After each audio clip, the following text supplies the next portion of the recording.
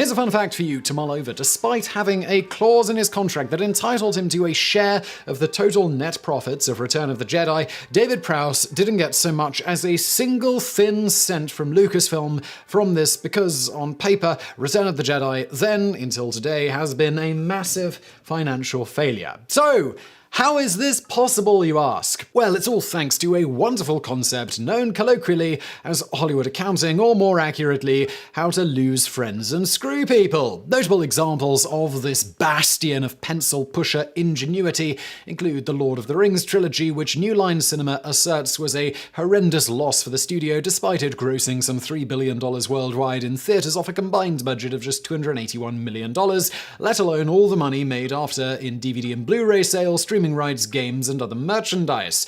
Moving on to Harry Potter and the Order of the Phoenix, this one apparently lost Warner Brothers $167 million while simultaneously being one of the most successful films the studio has ever released, grossing just under $1 billion.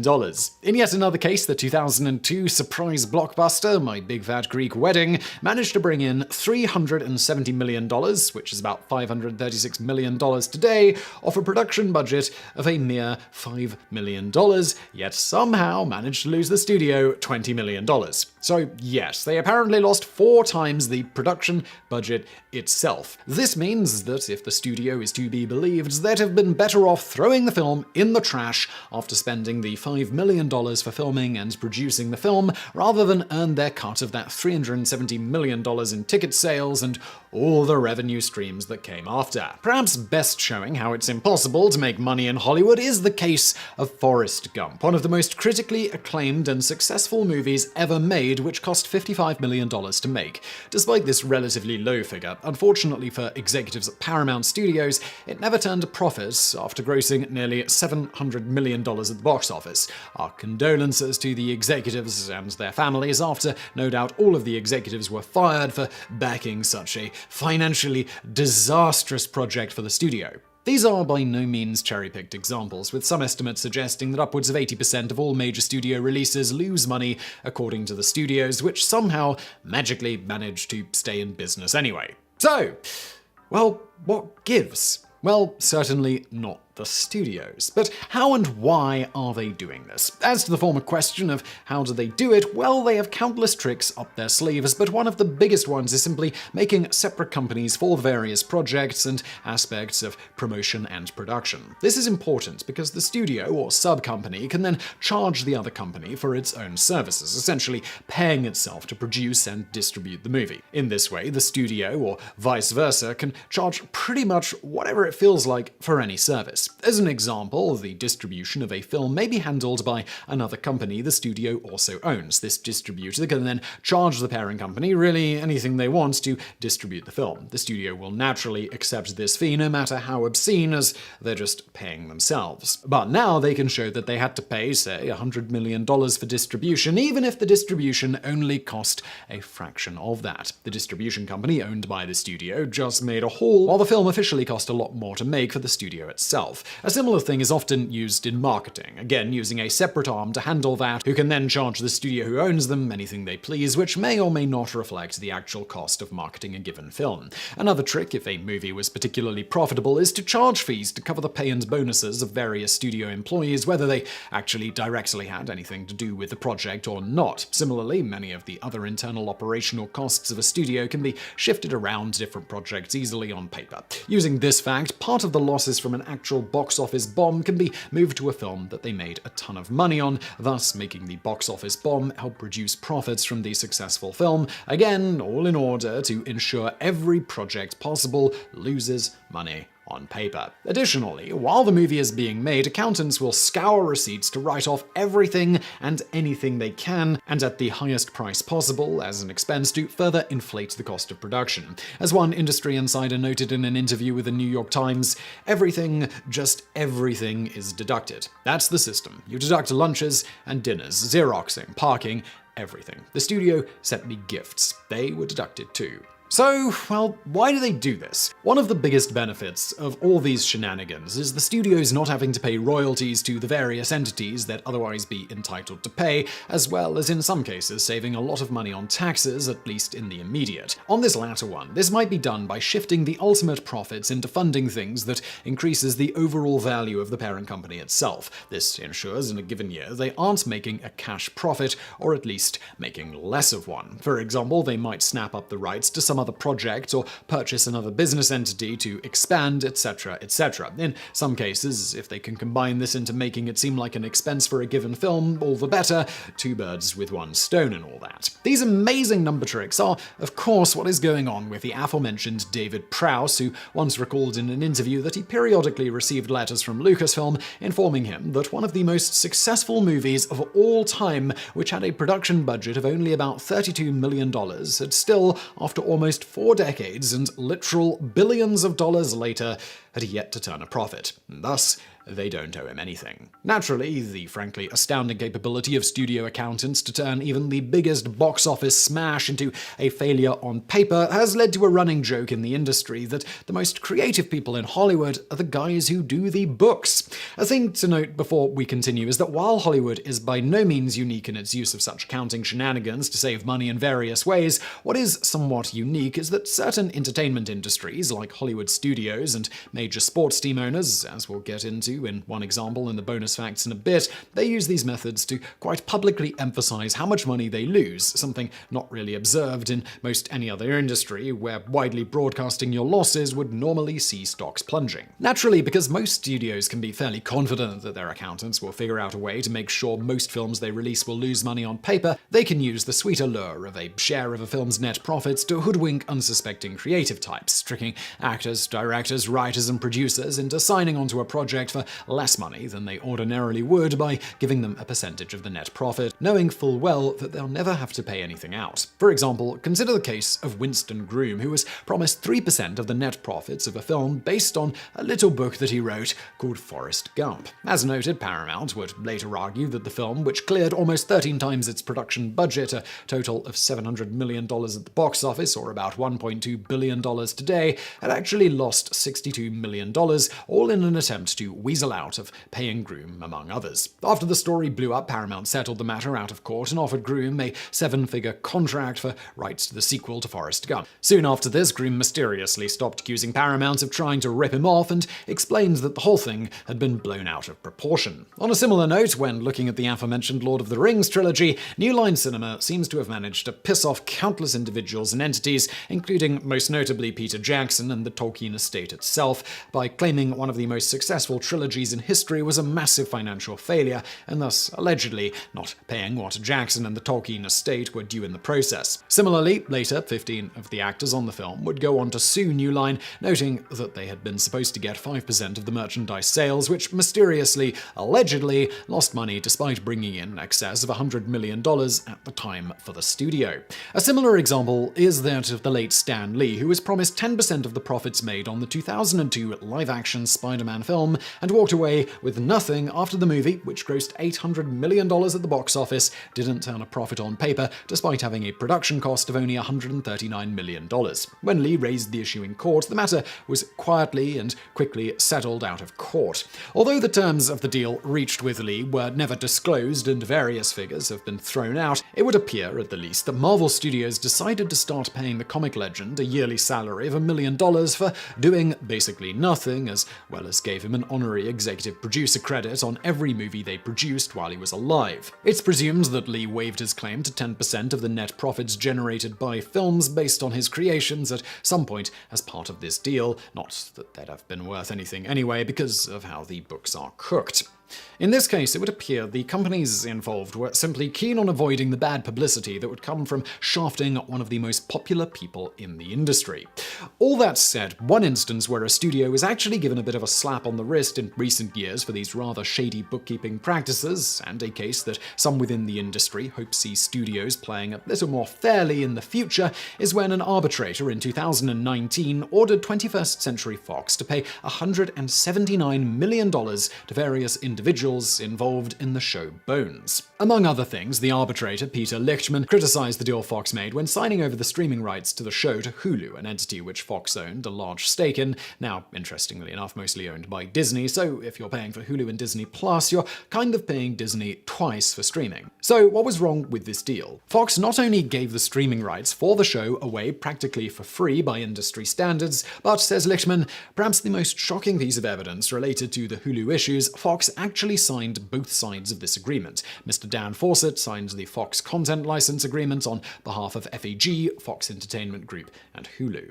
Naturally, in this way, Hulu would make a massive profit on the show, while Fox itself would only show mild income from the streaming rights. In response to all of this, the Fox lawyers were bold enough to note that Bones, despite being one of the most successful shows in the network's history, was only a, to quote them, middling show with middling ratings. Thus, Fox execs didn't think it was worth much to Hulu. The arbitrator didn't agree, noting similarly rated shows had streaming rights sometimes selling for the hundreds of millions of dollars. And thus, after all his tallying and tacking on a bit extra just for Fox being allegedly so unscrupulous, he ultimately doled out a $179 million ruling against Fox. So, moving on to how this whole Hollywood accounting thing got started, it's largely thought this was in response to studios getting wise to actors taking advantage of gross revenue sharing schemes which started en masse around the 1940s. Specifically, industry experts often point to Rita Hayworth as a trailblazer in this regard, as the starlet's agents are known to have secured lucrative deals for the actress that saw her taking home 25% of the gross for many of the films she starred in. Being rather dense, allegedly, studio execs wouldn't actively work to change this precedent until the 1960s and 1970s, when such deals were all the rage. Things began to change thanks to actor Warren Beatty, who somehow managed to argue for an astounding 40% of the gross of Bonnie and Clyde in return for reducing his usual fee. The movie went on to gross, adjusted for inflation, about $500 million, which was about 30 times its original production budget. Naturally, losing 40% of that to Beatty stung a bit, and finally made studios start to realize that with an abundance of talented actors who would sell their own souls for a bit of fame, they probably didn't need to give out gross deals like that except in rare cases. Doubling down, they seem to have realized that they could still reduce pay anyway by instead giving out net profit deals, and then cook the books so they didn't actually have to pay anything extra to anyone. In the end, Hollywood accounting is an oft mocked and derided element of film production that many in the industry would happily see die and be replaced by a fairer, more transparent system. However, this isn't likely to happen unless someone can convince major studios to loosen up the kung fu death grip they have on the throat of the industry. We can only hope that one day someone makes a movie about the whole thing that somehow fails to turn a profit despite grossing $1 billion. But while we wait on that, as Sylvester Stallone sums up when lamenting the rather paltry amount he was given compared to how much the Rocky franchise and merchandise has made, the studio is the power, the agency relies upon them, and the attorneys are the go-betweens. When I finally confronted them just before Rocky IV in 1985, I said, "Does it bother you guys that I've written every word, I've choreographed it, I've been loyal to you, I've promoted it, directed it, and I don't have 1% that I could leave for my children?" And the quote was, "You got paid." And that was the end of the conversation. I love the system, don't get me wrong. My kids and their kids, they're taken care of because of the system. But there are dark little segues and people that have put it to you. They say the definition of Hollywood is someone who stabs you in the chest. They don't even hide it. And now for a bonus fact. As alluded to, Hollywood accounting to try to show losses when you actually made a huge profit isn't just limited to Hollywood, as has recently been seen with the ongoing rather messy battle between the Major League Baseball Players Association and MLB franchise owners. In this case, multiple Major League Baseball owners have been very publicly crying poor by noting they don't profit much or at all each year, despite, by just about any reasonable ballpark figure you want to look at, showing the league should be profiting billions annually. They are, of course, seeming to employ many of the same tricks as Hollywood to ensure that on paper they don't technically make a profit, but the value of their franchises and the league, of course, continually increases by doing things like taking profits each year and investing in land around stadiums, purchasing larger stakes in the very sports networks that show their games, again using the trick of then essentially having a second company that pays themselves, etc., thereby turning many billions each year of profit into losses for the clubs on paper. Naturally, the Players Association, beyond rejecting overtures of revenue sharing airing this season, which of course would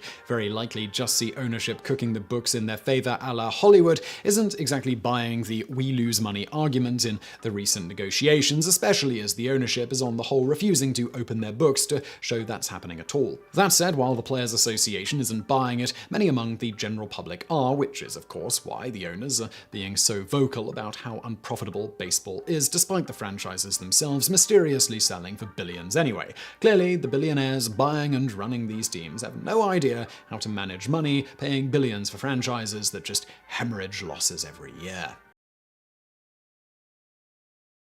Bulletproof vests are one of Hollywood's favorite action movie plot devices. Easily concealable and seemingly impervious to all weapons, they provide writers with a handy 11th hour means of saving their characters from certain death. But how can such a relatively thin and flimsy piece of fabric stop a speeding bullet, and are real-life bulletproof vests really as impenetrable as in the movies? Well, lock and load as we dive into the fascinating and dangerous history of ballistic body armor and the incredible modern-day, seemingly otherwise fabric suits that are made to stop bullets. The widespread adoption of practical firearms in the 15th century led to the rapid decline of the use of traditional plate armor. While a medieval suit of armor could protect its wearer against swords, pikes, maces, and other kinds of melee weapons, as well as certain kinds of arrows, all but the heaviest and most expensive suits were mostly useless against a musket ball. Armies thus began to abandon armor in favor of more lightly equipped mobile troops, with certain pieces such as breastplates and helmets being retained by officers and specialized troops like heavy cavalry. For example, during the English Civil War of 1642 to 1651, the Ironside cavalry of parliamentarian or Roundhead leader Oliver Cromwell wore musket-proof breastplates or cuirasses composed of 2 layers of armor. An outer layer that absorbed most of the bullet's energy and an inner layer that prevented it from penetrating. This 2-layer design would later be used in many soft ballistic armor systems. By the 18th century, however, firearms had become powerful enough to penetrate even these defenses, and plate armor was largely relegated to a ceremonial role. For example, the gorget, a piece of armor which originally protected the throat, was shrunk down to a non-functional size and worn on the chest by officers and military policemen as a badge of rank. Ornamental breastplates, often highly polished and decorated, were also worn by officers, aristocrats, and members of elite military units like cuirassiers. Incredibly, this tradition persisted into the 20th century, with French cuirassiers wearing their Napoleonic-era breastplates and helmets into battle during the first weeks of the First World War. But for the most part, plate armor largely disappeared from the battlefield for more than 200 years. The thickness, and consequently the weight of steel plates needed to stop modern firearms projectiles was simply too great to be practical. However, several inventors discovered an unexpected material that proved unusually resistant to gunfire: silk. In Japan, for example, where firearms had been introduced in 1543 by Portuguese traders, armor makers discovered that multiple layers of tightly woven silk quilted together was enough to dissipate the energy of a musket ball and stop it from penetrating. Combined with steel plates, this material was used to construct a new type of armor called bullet tosai gusoku, or bullet tested. However, these suits were expensive to produce and reserved only for the wealthiest samurai. Following the 1866 French military expedition to Korea, a failed punitive response, Gyeongsun Daewongun, regent of the Great Joseon state, ordered the development of flexible bulletproof armor. The result was the Myeonji Baegab, a vest composed of 30 folds of heavy cotton fabric. These vests were used successfully during the 1871 United States expedition to Korea, triggered by Korean fortresses opening fire on American ships. The surprising protective power of silk was rediscovered by ex-naval surgeon George E. Goodfellow, who made his name treating the gunshot wounds of gunslingers like Wartup in the old west town of Tombstone, Arizona. In 1881, trader Luke Short and gambler Charlie Storms got into an argument and shot at each other with pistols at point-blank range. One .45 caliber revolver bullet penetrated Storms' heart, and he quickly died of his wounds. During the autopsy, Goodfellow extracted the bullet, which was wrapped in a handkerchief which had been in Storms' breast pocket. Incredibly, the projectile had not penetrated the silk. After witnessing several similar cases, in 1887, Goodfellow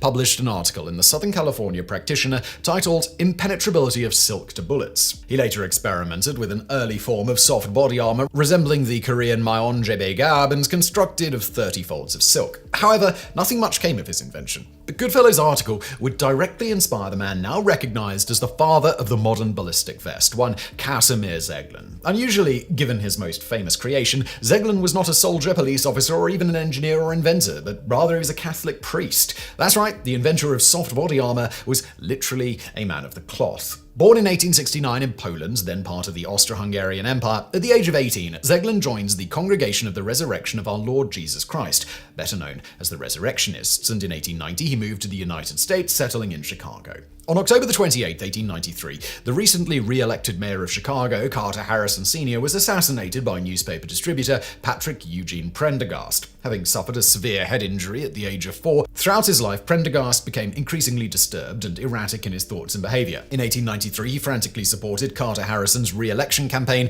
in the deluded hope that he would be rewarded with a political appointment. When said appointment failed to materialize, Prendergast visited Harrison at his home and shot him 3 times with a .38 caliber revolver.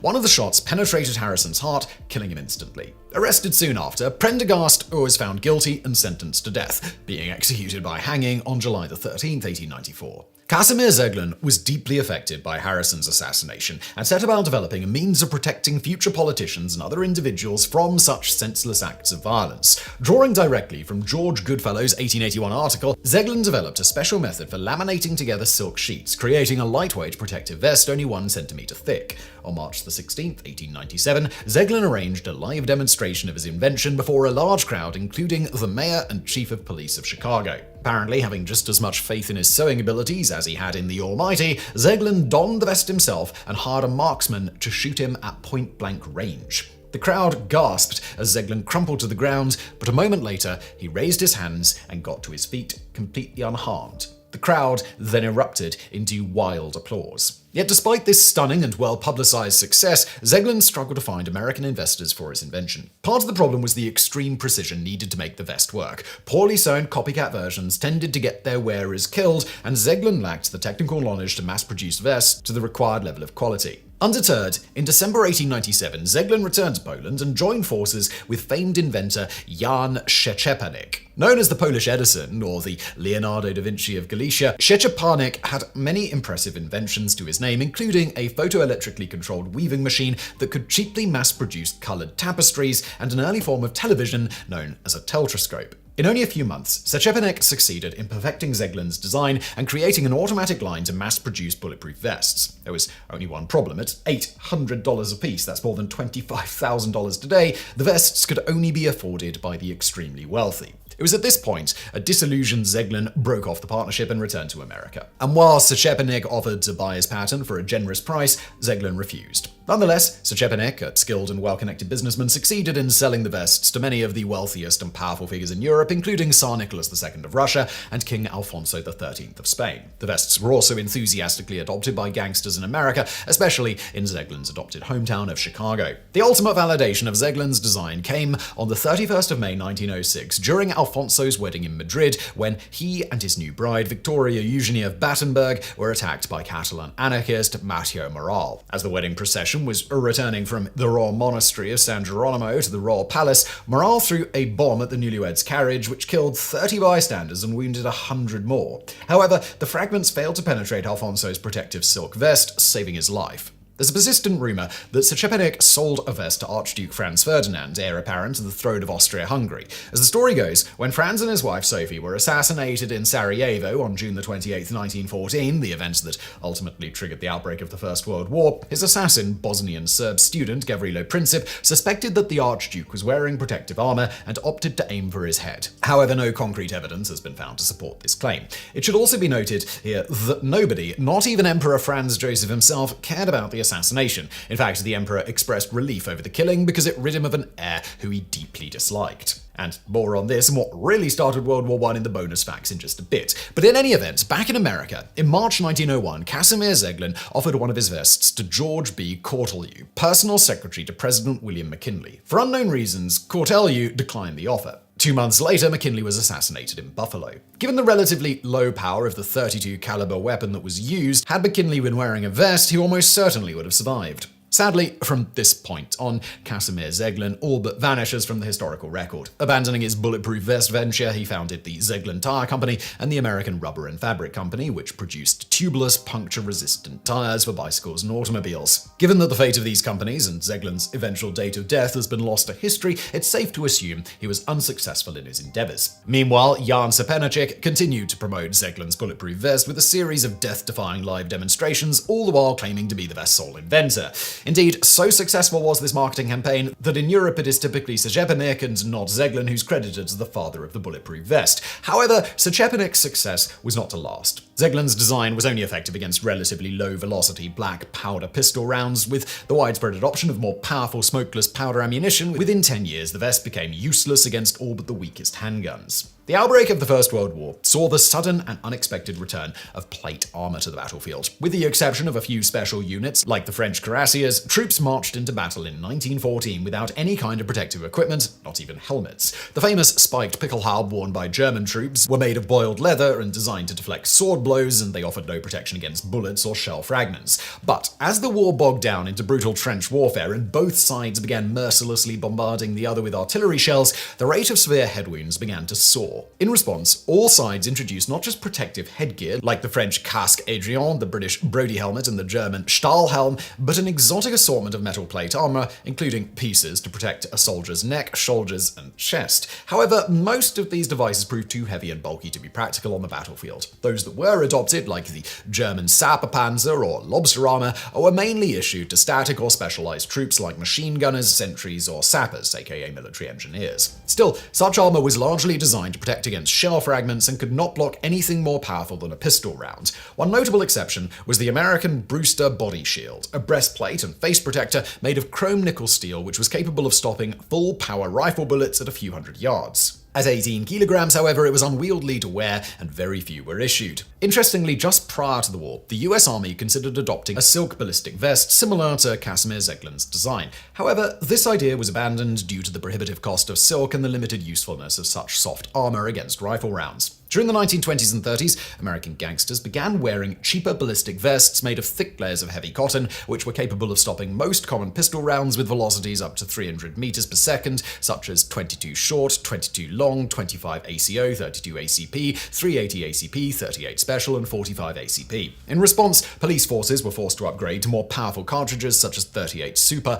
and 357 Magnum. This remained the state of the art for soft body armor until 1938, when DuPont chemist William Carruthers discovered the synthetic polymer nylon, which, while not as strong as silk, was stretchier and much cheaper to manufacture. Initially used in toothbrushes and women's stockings, following the outbreak of the Second World War, nylon was pressed into service to make parachutes and flak jackets, among the first pieces of soft body armor to be widely issued in combat. Flak jackets were the brainchild of Colonel Malcolm C. Grow, the Surgeon General of the US 8th Air Force. Grow noticed that the vast majority of wounds suffered by bomber crews operating over occupied Europe were caused by fragments from exploding German anti-aircraft shells, aka flak. And if you're wondering where that word came from, it is an abbreviation for Fliegerabwehrkanone, German for anti-aircraft gun. Convinced that many of these injuries could be prevented by some kind of light protective armor, Grow worked with the British Wilkinson Sword Company to develop a protective vest which in 1943 was officially adopted by the US Army Air Force as the Flyers Vest M1. Weighing in at a whopping 10 kilos, early vests were made of cotton canvas lined with manganese steel plates, while later versions incorporated increasing amounts of lighter ballistic nylon. Several different versions of the flak jacket were also developed throughout the war for different kinds of aircrew, including the Flyers Apron M3 for waist gunners, the Flyer Apron M4 for ball turret gunners, and Groin Armor M5 for seated crewmen like pilots, co-pilots, navigators, and bombardiers. M1 infantry helmets, modified to fit over flying helmets, and headphones were also widely issued to protect against head injuries. While developed in the UK, flak jackets were rarely used by the Royal Air Force as they were too bulky to wear in cramped British bombers like the Avro Lancaster. However, over 300,000 M1 and 100,000 improved M2 vests were issued to USA AF crews throughout the war. They were also widely worn by US Navy personnel aboard aircraft carriers whose open decks provided little protection against shell and aerial bomb bursts. And while useless against machine gun bullets and cannon shells, flak jackets were effective against shell fragments and helped reduce the number of fatalities from chest and abdominal wounds among USAAF crews by nearly 40%. Meanwhile, much experimentation was done on body armor for use by regular ground forces. In 1940, the British Medical Research Council, or MRC, developed an outfit comprised of 3 plates of 1mm manganese steel, the same as used in British helmets, one covering the chest, the other the lower abdomen and groin, and a third the lower back. These were all held in canvas webbing pouches that could be strapped on over or under a soldier's uniform. Around 5,000 were produced, being mainly issued to British, Polish, and Canadian paratroopers and field medics starting in 1944. However, despite weighing only 1.5 kilos, troops found MRC armor uncomfortable to wear, and it was quickly discarded. Meanwhile, in 1942, the Soviet Red Army introduced an armored vest known as the SN-42 Staalnoy Nagrudnik, or steel breastplate, which comprised two plates of 2mm pressed steel covering the torso and groin. Weighing 3.5 kilos, the SN-42 was issued mainly to assault engineers and tank riders, but was capable of deflecting a 9mm pistol or submachine gun bullet at point-blank range. And in 1944, the US Army Ordnance Corps developed an innovative protective vest called the M12, based on a fiber-reinforced resin material called Doron. This material was molded into plates 3mm thick and 130mm square, which were inserted into pockets in a ballistic nylon vest. Far lighter than earlier metal-based armor, the vests were issued in limited numbers during the Okinawa campaign from April to June of 1945 and found to be effective against shell and bomb fragments and pistol bullets up to the 45 ACP. After the war, the US Army continued to improve on the M12 design, producing the M1951 vest widely used during the Korean War and the M1955 used in Vietnam. However, as before, these vests were only effective against shell fragments and pistol rounds, while armor capable of stopping more powerful weapons was too heavy for regular combat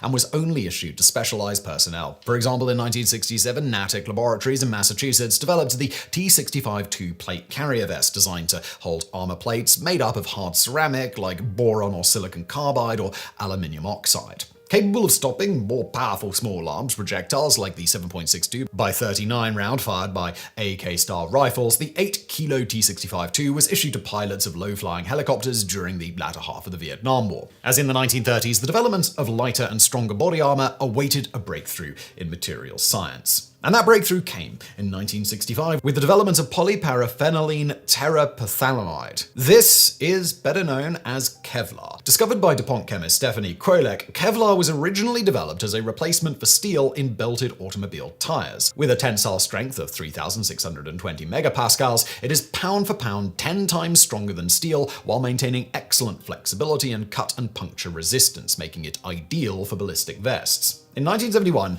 Lester Shubin, Director of Science and Technology for the National Institute for Law Enforcement and Criminal Justice, initiated a research program to evaluate the ballistic performance of Kevlar. And if you happen to be an animal lover, you may want to skip this part. These tests involved strapping different thicknesses of Kevlar cloth to anesthetized goats and shooting them with various caliber firearms, all while monitoring blood oxygen levels and other indicators of lung and heart injuries. The program revealed that Kevlar was capable of protecting against most common handgun rounds like .38 Special and 9x19mm at short ranges, preventing the bullet from penetrating and reducing blunt force injuries to less than lethal levels. Indeed, Kevlar ballistic vests were found to increase the wearer's probability of survival by a whopping 95%. The National Institute of Justice published its findings in 1976. However, by this time, Kevlar ballistic vests had already been commercially available for several years, developed by companies such as Smith & Wesson and American Body Armor. Such vests soon became standard equipment for police forces around the world, and according to the International Association of Chiefs of Police, have saved the lives of nearly 3,000 officers annually since 1987. Like earlier forms of soft body armor, Kevlar ballistic vests work in two stages. The outer Kevlar layers absorb the energy from the bullet, causing it to slow down, deform, and spread its energy over a wider area. The inner layers then prevent the bullet from penetrating and help further spread the force of the impact. Indeed, most ballistic vests also incorporate additional pads called trauma pads to further reduce blunt force injuries. However, while a ballistic vest can stop a bullet and save its wearer's life, they may still suffer severe bruising or even broken ribs depending on the type of bullet and the range at which they were shot. Since, by design, the outer Kevlar layers are damaged by bullet impacts, ballistic vests become less and less effective the more hits they absorb and can be defeated by multiple hits to the same area. Kevlar also loses some of its strength when exposed to ultraviolet light, bleach, water, and salt from human sweat, meaning the ballistic layers must be encased in a water and light-proof covering of ordinary nylon. Vests are also typically retired and replaced every 5 years to ensure maximum performance. But while soft body armor can protect against most common handgun rounds, they are still largely useless against rifle bullets, which are significantly more powerful. For example, a typical 9x19mm handgun has a muzzle velocity of 360 meters per second and a muzzle energy of 481 joules. By contrast, the 5.56 by 45mm NATO cartridge used in many modern assault rifles has a muzzle velocity of 993 meters per second and a muzzle energy of 1,755 joules, nearly 3 times higher. On that note, given that the bulletproof vest Doc Brown wears at the end of Back to the Future appears to be a soft Kevlar type and that the Libyan terrorists were using AK-style rifles, we're going to have to call Hollywood on this iconic scene. Sorry to ruin your childhood, but Doc Brown would be very, very dead. Indeed, the only way to stop full-power rifle bullets is with solid ballistic plates like Small Arms Protective Insert, or SAPI, used by the United States Armed Forces. Modern ballistic plates are typically made of hard ceramic like aluminium oxide or boron or silicon carbide, often laminated together with polymers like ultra-high molecular weight polyethylene or kraton to form a tough, impact-resistant composite material. These plates are in turn coated with a tough polymer layer to protect the wearer from spalling, the back of the plate flaking off into deadly high-velocity fragments when the front is struck by a projectile, and backed with soft trauma plates to help spread the force of impact. These are then inserted into pockets on a special vest called a plate carrier, which is typically made of ballistic Kevlar fabric for additional protection. There are two levels of solid armor commonly manufactured today. Level 3, designed to stop intermediate rounds like 7.62 by 39 and 5.56 by 45, and the full-power 7.62 by 51 NATO cartridge. And Level 4, designed to stop more powerful rounds like the 3006 armor piercing. However, these specifications tend to vary from manufacturer to manufacturer and come with a number of caveats. For example, as with soft armor, solid plates can be defeated by multiple rounds hitting the same area. Also, most plates are designed for use against regular lead-cored bullets, which are easily deformed by the hard ceramic. Bullets with cores made of tungsten, tungsten carbide, or other harder metals are much more likely to penetrate. Finally, plate armor is 5 to 8 times heavier than soft armor on a protected area basis, making it significantly less comfortable and convenient to wear. As in every aspect of life, there are no ideal solutions, only trade-offs. And speaking of trade-offs, this all finally brings us around to how many bullets a piece of armor can absorb before it is rendered useless. Well, as you might imagine, given how many different types of body armor we've been discussing, this depends. As for some general examples, we'll start with soft armor. The moment these are hit by a bullet, the fibers around the area of the impact are compromised and lose some of their ability to absorb and dissipate the energy of the bullet. Thus, if another shot were to hit reasonably close to where the first hit, the bullet has a good chance of penetrating, even if the vest would have normally been able to handle it fine. Thus, while it is possible they can take multiple hits in some cases, and even be rated for such, depending on the caliber of the bullet, the way the armor was made, etc., it's generally deemed unsafe to rely on this. Moving on to ceramic plate armor, in most cases, these plates are designed to shatter when hit by a bullet, dissipating the force of the impact via breaking up the bullet so that the smaller pieces can be absorbed by some backing material like Kevlar or some form of polymer, or, well, sometimes both. However, a side effect of this is that a large portion of the plate is then completely useless against a second shot, similar to our previous example with soft armor. That said, there are types of ceramic armor that are designed to take multiple rounds, just, again, relying on this is generally considered unwise in most cases. And this brings us to polyethylene armor plating. In this case, the impact of the bullet actually melts the plate, which then rehardens, trapping the bullet within it. Due to this, polyethylene armor can survive being shot numerous times without losing its ballistic integrity, and we found examples of manufacturers that claimed their polyethylene armor could take hundreds of rounds before failing. Polyethylene plates also have the advantage of being roughly half the weight of ceramic for the same level of protection. Hybrid body armor is also quite common at higher levels, meaning your mileage may vary from a given piece of body armor to another, with the NIJ's ratings giving a decent overview of what it's capable of, and often the manufacturer's testing giving even more insight into how many rounds of a given type of bullet the vest can take before failure. All this said, again, while a given piece of body armor may pass the tests and even be claimed by the manufacturer to protect against much more, most manufacturers recommend replacing body armor even after a single shot. And beyond that, even in some cases, if you just happen to drop your armor on the floor. This is because, although body armor is designed to stop bullets, some types are surprisingly fragile. For example, ceramic plates can easily crack if dropped. Moving on to soft body armor, stretching or deforming the fibers in some way, again in ways that are sometimes not obvious to the naked eye, also can compromise their integrity. Some manufacturers even advise replacing Kevlar-based body armor if you just get it wet. As previously alluded to, this potentially weakens the fibers. On that note, because daily, otherwise innocuous activities can sometimes compromise body armor, the standard in the body armor industry set by the NIJ is to replace a given vest a maximum of every 5 years, even if it's never been hit by a bullet. Finally, for the fashionably minded individual who might need some protection from getting shot, it turns out bulletproof suits are not just a thing in the movies, but a real product that makes military and police body armor look like something made from an era when hitching up your covered wagon to go to the market was still a thing. Perhaps the most famous manufacturer of these is the Colombian company Miguel Caballero, founded in 1992 by, well, Miguel Miguel Caballero. What exact materials he uses to make his line of bulletproof clothing isn't clear, though he states it's a hybrid between nylon and polyester. The advantage of his material is that it is significantly lighter and thinner than Kevlar at equivalent protection levels. And indeed, if you were to go check out their website, their undershirt body armor looks pretty much just like any other undershirt, unless you look really closely. As for the price tag, this isn't listed on the website, but it would appear a basic suit top made by the company will run you upwards of $20,000 to $30,000, though you can get other products such as an undershirt for less, apparently starting at around $4,000. Funnily enough, one of Caballero's favourite ways to advertise is in fact to put the clothing on someone and then personally shoot them, leading to the company's slogan, "I was shot by Miguel Caballero," with apparently a few hundred people shot by the man himself to date. They even have a YouTube channel where you can go and see him shoot his wife in the stomach. Not just stopping bullets, some of Caballero's products are also rated to stop knives, be fireproof, waterproof, etc.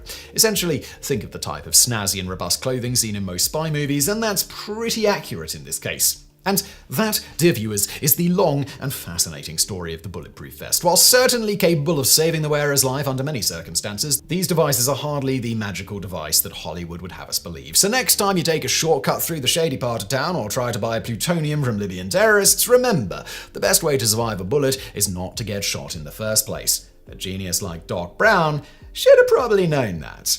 Bonus facts. As alluded to, the commonly held notion that World War I was started out of outrage over the assassination of Archduke Franz Ferdinand of Austria and his wife Sophie at the hands of Serbian nationalist secret society known as the Black Hand is not entirely correct. In fact, again, as noted, Emperor Franz Joseph himself expressed relief over the assassination because it rid him of an heir who he didn't like. The emperor commented that God will not be mocked. A higher power had put back the order I couldn't maintain. Indeed, it wasn't just the emperor who was relieved. It was reported by an Austrian newspaper that the general consensus among the various political circles was that the assassination, although a tragedy, was for the best. As far as the Austrian people were concerned, it was noted the event almost failed to make any impression whatever. On Sunday and Monday, the crowds in Vienna listened to music and drank wine as if nothing had happened. Indeed, it took the government itself a full 3 weeks to react. So, why go to war over an assassination if nobody cared? Well, because while nobody seemed to care much about the assassination itself, Austria-Hungary had been looking for an excuse to wage a preventative war against Serbia as a state in order to weaken, destroy them, so as to take back territory in the Balkans, which had been taken during the Balkan Wars. They had not taken it back to this point because they lacked Germany's support. Without that support, they feared Russia too much because of the treaty Russia had with Serbia. With the assassination of Franz Ferdinand and his wife on the 28th of June 1914, Austria-Hungary was able to secure the promise from Germany that it would aid in a war with Serbia and possibly Russia if Russia chose to enter the fray due to their treaty with Serbia.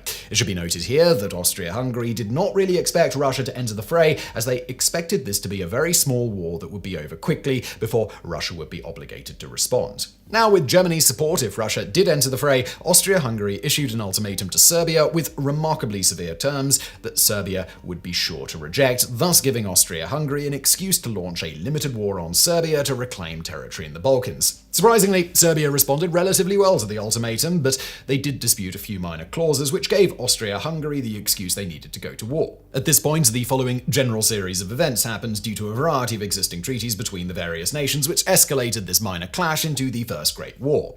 Russia, bound by their treaty with Serbia, decides to come to Serbia's aid. Germany, with the recent treaty with Austria-Germany, declares war on Russia. France, bound by an existing treaty with Russia, is now at war with Germany by association. Germany then invades Belgium to have easy access to France. Britain, allied to France with an existing treaty, declares war against Germany. This was unexpected by Germany, as they expected Britain to stay out of the war due to the fact that the treaty with France was loosely worded and not entirely binding. However, Britain also had a 75-year-old treaty with Belgium. So, because of both of these treaties, they decided to declare war on Germany. With Britain now warring with Germany, Canada, India, Australia, New Zealand, and South Africa entered the war as they were colonies of Britain. Japan honors an existing treaty with Britain and declares war on Germany. Austria-Hungary declares war on Japan for declaring war on Germany. The US tries to stay out of the war, but in 1917 decides to enter due to Germany's submarines hindering the United States' commercial shipping because the US was shipping a lot of supplies to the Allies. So in the end, a small quick war over a minor land got turned into a lengthy war that was joined by powers all over the globe due to a variety of existing treaties dating back as much as 75 years before the war started,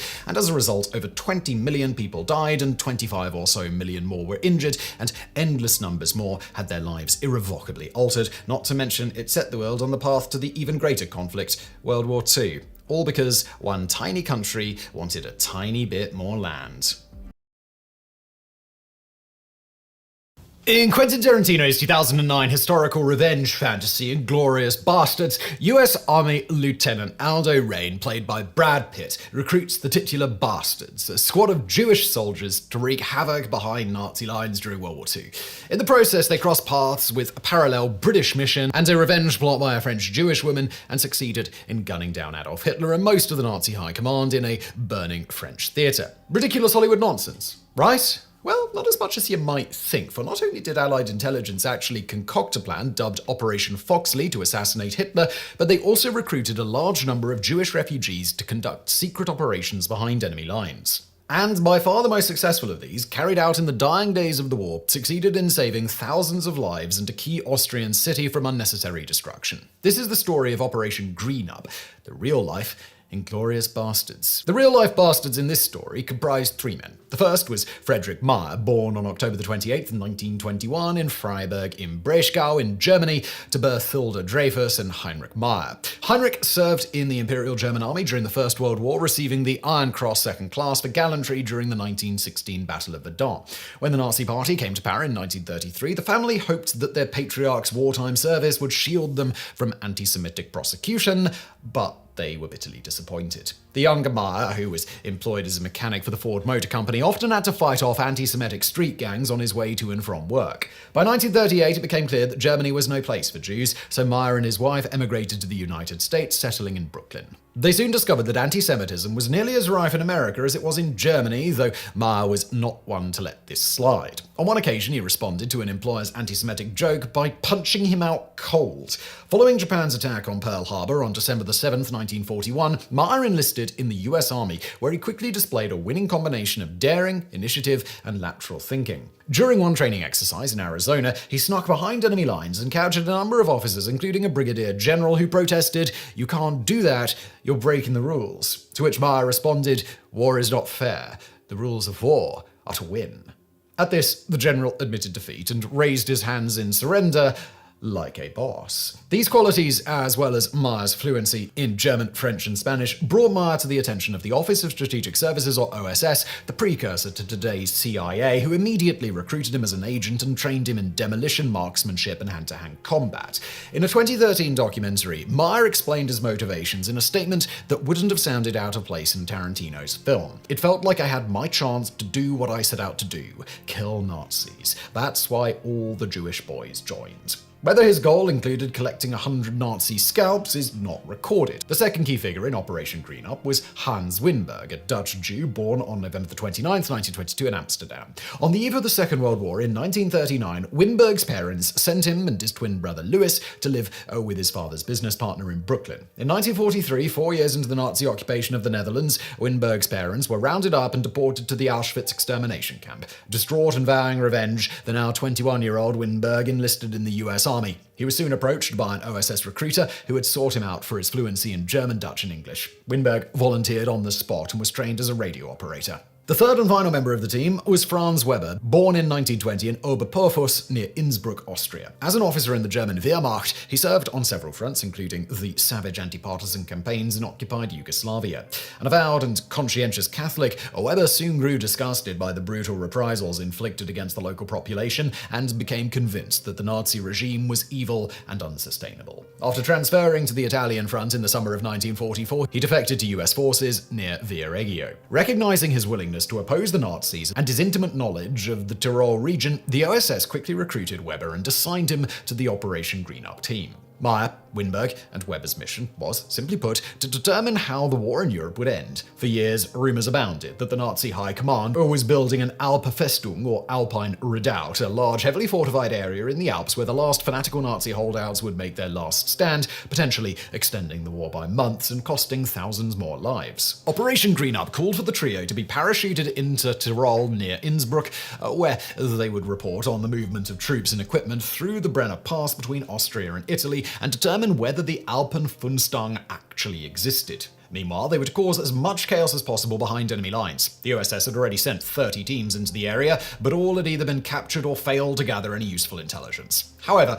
Operation Greenup had an ace up its sleeve, Franz Weber, who not only knew the area intimately, but whose family in Oberparfus had bravely volunteered to shelter the agents and run messages for them. On February the 26th, 1945, the team made their jump over a frozen mountain lake 10,000 feet up in the air, the only viable drop zone in the area that wasn't crawling with German troops. While mercifully the lake was frozen solid and no one was injured or drowned, unfortunately all but one supply canister was lost, including the one holding the team's skis. They were thus forced to hike for miles through waist-deep snow until they reached Franz Weber's house. There, they set up camp and began preparing for their mission. Brooklynites through and through, the team created a system of code names to disguise their operations by laying a map of their home borough over a map of the Tyrol and renaming each location after its corresponding New York street or intersection. As soon as the team was organized, Maher descended into Innsbruck and posed as a Wehrmacht officer, even sleeping for a while in the officers' barracks. There, he gathered a windfall of intelligence from his unsuspecting fellow officers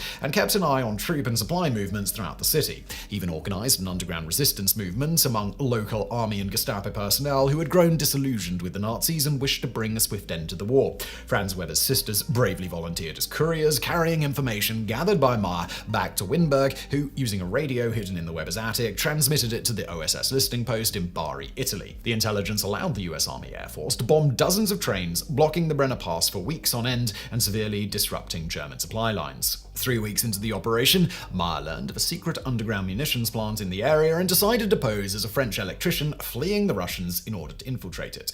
Unfortunately, Maher's luck suddenly took a turn for the worse when one of his local contacts, a black marketeer, was captured by the Gestapo and promptly routed out the rest of his resistance network. Maher was immediately captured and brutally tortured, being stripped naked and thrashed with a bullwhip for hours. Still, he maintained his story, that is, until the informant was brought into the torture chamber. His cover blown, Maher admitted that he was an American agent, but in a bid to save his team, maintained that he worked alone. At this point, Maher should have been dragged outside and executed as a spy, but once again fate intervened. At the same time, the Gestapo was interrogating another American OSS agent, Herman Mattel, who they showed a picture of Maher for identification. Thinking quickly, Mattel claims that Maher was a high-ranking intelligence officer and that American forces would execute anyone caught harming him. The ruse worked, and instead of being executed, Maher was brought before the highest official in the area, Franz Hofer, the regional governor of Tyrol. Convinced that the Third Reich's defeat was inevitable and not wanting to be tried as a war criminal, Hofer treated Maher humanely and allowed him to contact his OSS handlers via neutral Switzerland. The message they relayed was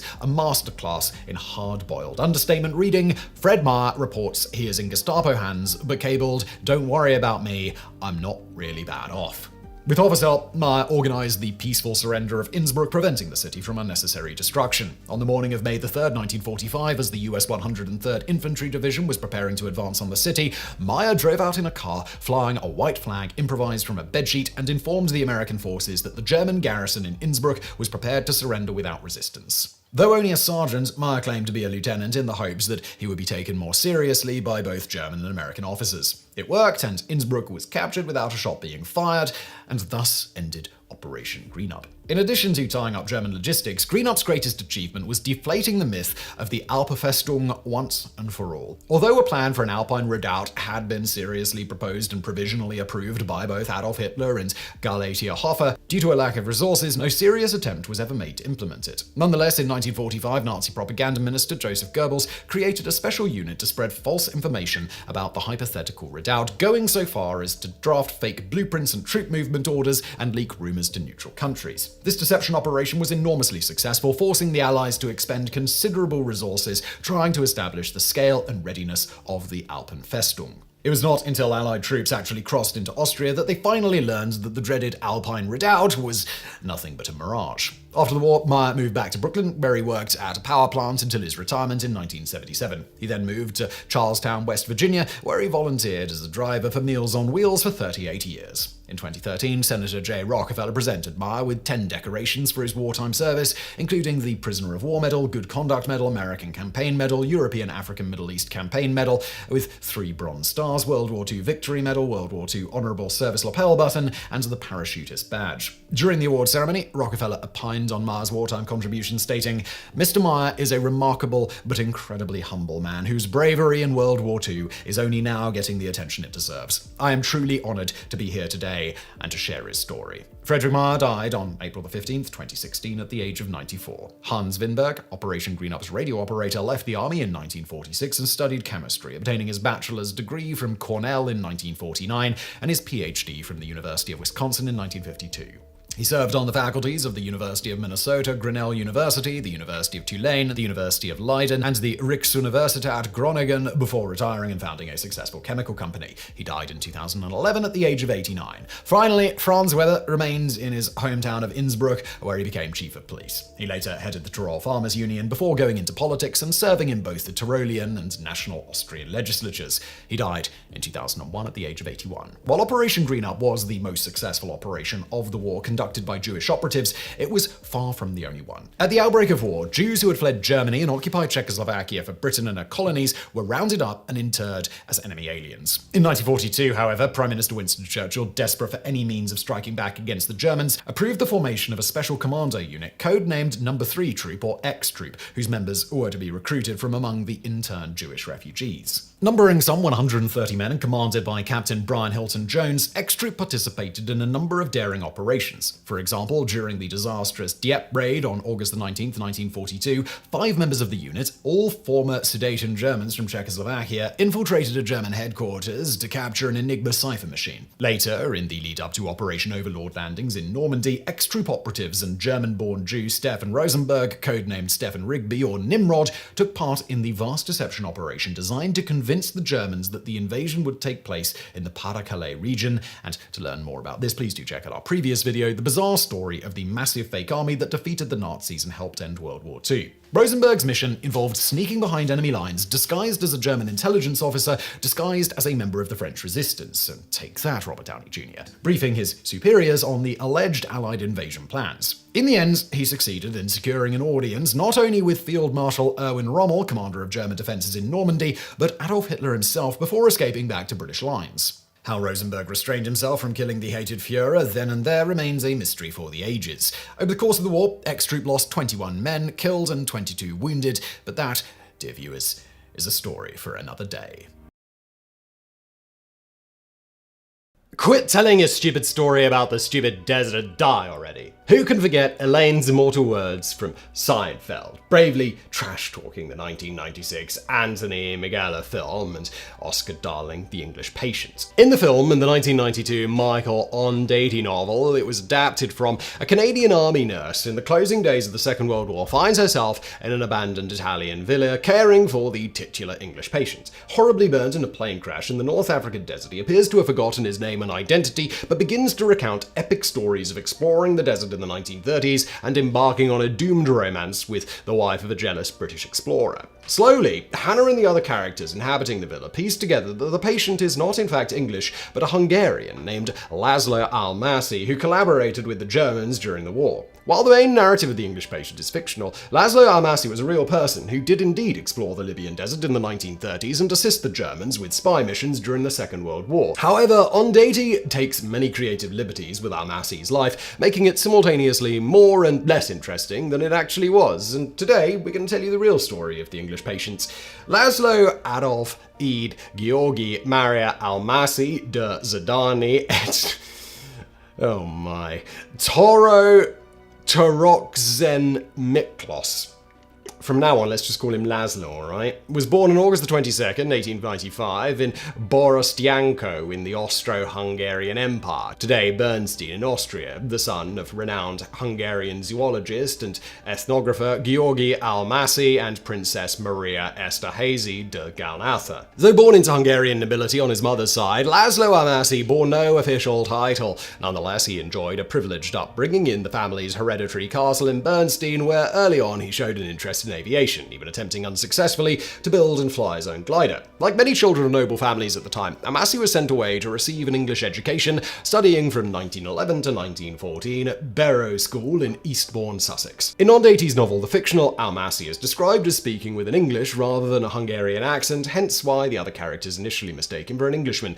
On the outbreak of the First World War in August 1914, Almasy and his brother Janos joined the 11th Hussars, seeing action against the Serbs and later the Russians on the Eastern Front. In 1916, he transferred to the Austro-Hungarian Imperial and Royal Aviation Troops, becoming a fighter pilot. He served until March 1918, when he was shot down over northern Italy, whereupon he was reassigned as a flight instructor for the remainder of the war. Though played by Ralph Fiennes in the film, the real-life Almasy bore only a passing resemblance to the famous actor. A later British intelligence file describing him as very ugly and shabbily dressed, with drooping shoulders and a fat and pendulous nose.